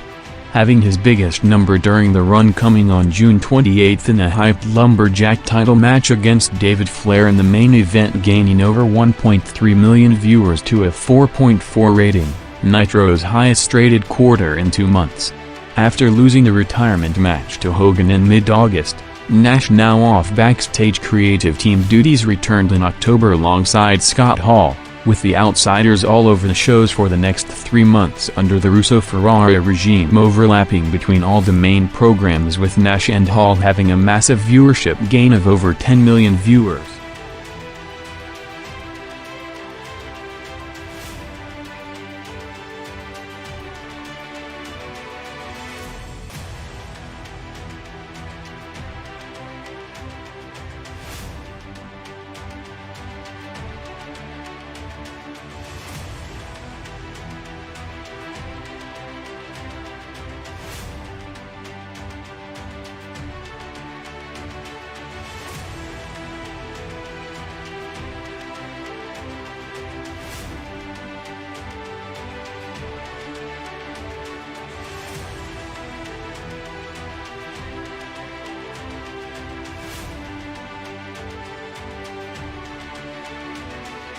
Bill Goldberg was set for the second phase of his career to start 1999 in his first appearance after the streak was ended on January 4, ending up in a show-long swerve to build to the main event, Goldberg vs. NWO Brawl, doing one of the biggest viewership spikes in history with over 2.6 million viewers to WCW's highest peak of the year 6.5 rating. Following it up strong in January with him peaking every Nitro for matches against Hall, Bigelow and Norton, gaining over 2 million viewers to 5.3 and 5.5 ratings, as despite the gap between the show growing to record levels, Goldberg continued to be one of the biggest individual difference makers in the business, with him having a massive viewership gain of over 11 million viewers in March and April for a series of big star power main events, including 5 peak numbers, starting on March 8 with a first-time ever match against Ric Flair picking up huge with over 2.4 million viewers to a 5.7 rating, while a week later a Goldberg and Flair vs. Hogan and Nash tag match jumped over 2.2 million viewers to a 5.4, which ended up the final time a Nitro segment beat Raw, which did a 5.3. Ending March in one of the talked-about segments of the year in Canada against Bret Hart, gaining over 1.2 million viewers to another show-high 3.8, culminating in the second highest peak of the year with a 5.8 overrun for a Goldberg-Hogan-Flair Page 4-way on April 5, picking up another 2.2 million viewers. After months with knee surgery and contract dispute with the company, Goldberg worked his first match back on July 26 against Curt Hennig, bumping the show over a million viewers to a 3.5, with Goldberg re-established as the top guy in the company under the Russo-Ferrara regime from October to December, being involved in the peak rating of the night in 8 out of the 9 Nitro shows he was on during the run.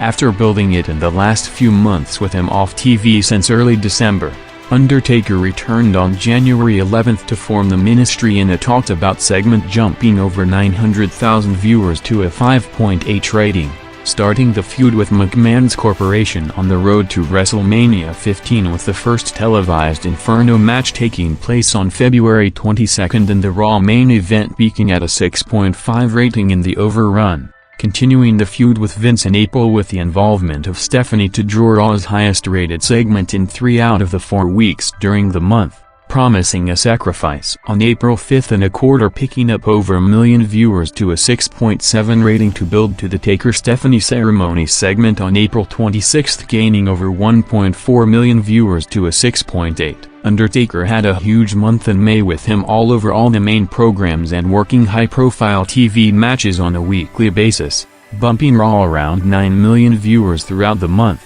a third of Taker's total for the entire year, starting on May 3rd with the first ever Taker vs. Big Show match breaking the all-time opposed quarter with a 7.3 rating, with Taker facing all three of Rock, Austin and McMahon in hyped singles matches for the rest of the month, ranging from 6.6 to 7.3 ratings with an over 4 million viewers gain, opening June in the Raw main event in a title match against Big Show, peaking the night with a 7.3 rating, leading to them teaming up for the next 3 months, including a record 7.8 rating for a handicap match against Kane, closing the run in a feud against Rock and Mankind until Taker was written off TV on September 20th until May of next year.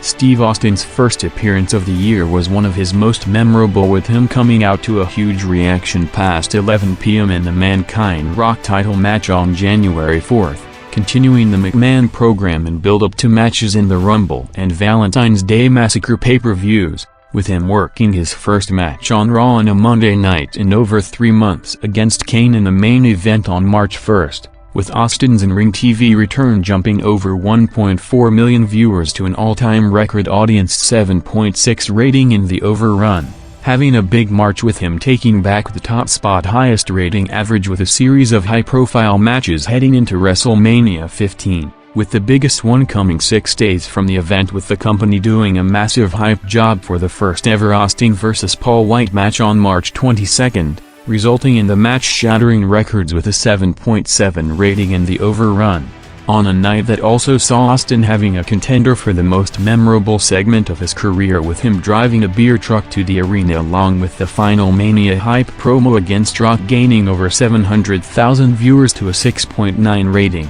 while opening Raw a week later as WWF champion again for the pay-per-view follow-up on March 29th, drawing the biggest opening segment in Raw history with a 6.7. Austin started his title run with 3 peak segments in April against Rock and Taker, bumping Raw over 3 million viewers, starting another feud against Taker in May to July, with their most talked about match coming on June 28.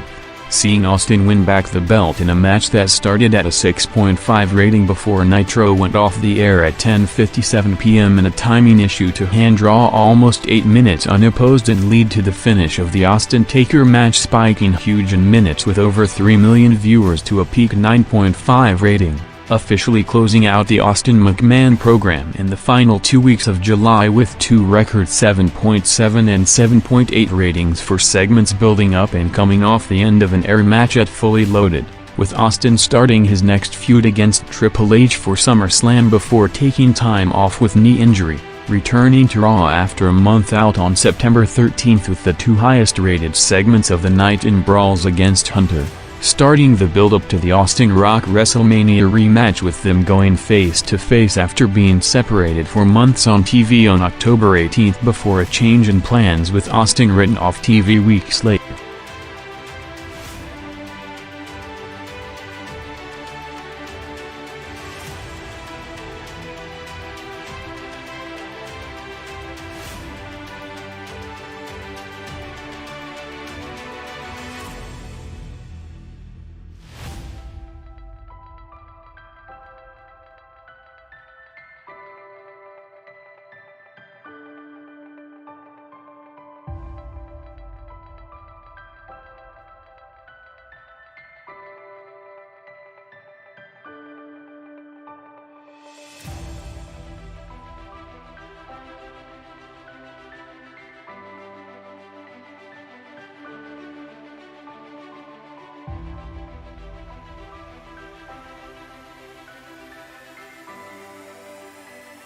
Vince McMahon was building to his in-ring debut at the Royal Rumble to start the year with a series of training skits with Shane on the way to the event, with each one bumping viewers for a total of over 2 million, with Vince coming out in peak shape as a surprise in a corporate Rumble preview match on January 11th, jumping over 1.2 million viewers to a peak 6.1 rating, opening Raw on the day after the event for the corporation-winning celebration with a near-record opening quarter 5.8 rating. Starting February in a show-long angle of him, Patterson and Briscoe driving around Texas to find and provoke Austin until eventually finding him in a bar in Raw's final quarter of the night doing a 5.7 rating, shooting the final angle for the pay-per-view in front of the biggest crowd in wrestling television history at the Toronto Sky Dome with over 42,000 people, with the follow-up segment to open Raw on February 15th jumping big to a 6.4. With the McMahons at the center of the build-up for the top 4 matches heading into WrestleMania 15, the first hints of a turn were set for the day after the show, with Vince being lured out of his locker room and Stephanie being kidnapped in a quarter drawing a peak 7 rating, with the Vince vs. Shane feud dominating TV in April and May, kicking off with a segment on April 12th with Shane officially turning on the family and slapping Vince to open Raw with a 5.8 rating, setting up Vince as a babyface for the first time since becoming a TV character, with him bumping Raw around 5 million viewers in May, including working 2 TV matches against Shane and Taker, both drawing a 6.6 rating. After months of build-up, one of Vince's most memorable segments of the year took place on June 7th with the reveal of the Greater Power in a segment crossing over 3/4 to jump big with over 2.2 million viewers to a 7 rating, having his biggest number of the year on July 26th, the day after losing the end of an air match in a segment typed as Vince's farewell promo, and the final McMahon-Austin confrontation jumping over 1.3 million viewers to an all-time record opposed quarter 7.8 rating, closing the year with him off television more to focus on the company going public and then organize the new creative regime following the Russo-Ferrara jump, with his final program of 99 coming against Triple H and DX, speaking 4 of the 6 Raw shows he appeared on in November and December.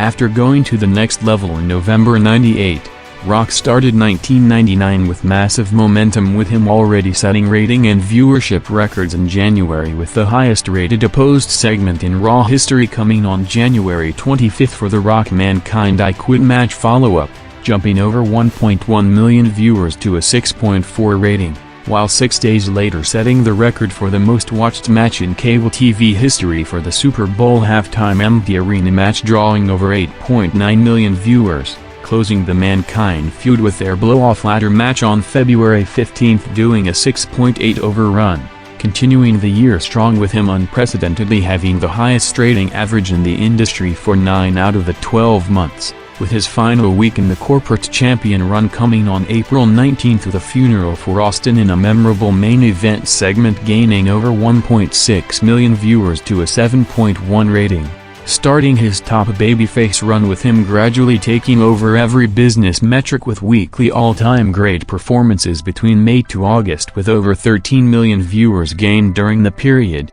having his biggest number coming on July 26 with his promo confrontation with DX at the top of the hour, bumping Raw over 1 million viewers to an all-time opposed quarter 7.8 rating. Rock entered another character transition in September in a tag team with Mankind as the most featured and highest drawing act on WWF television, peaking on September 27 with the highest rated quarter in Monday Night Wars history for The Rock and Mankind's 25-minute This Is Your Life segment, jumping huge with over 2 million viewers to shatter the all-time record by almost a million viewers margin, drawing an 8.4 rating, while at the same time Nitro dropped to an all-time low 1.6 rating, with the gap between the shows also record-setting with close to 7 rating points during the quarter, as Rock, who worked the full 12 months and appeared on every Raw during the year, established himself as the biggest standalone drawing attraction in the industry whenever placed on the show,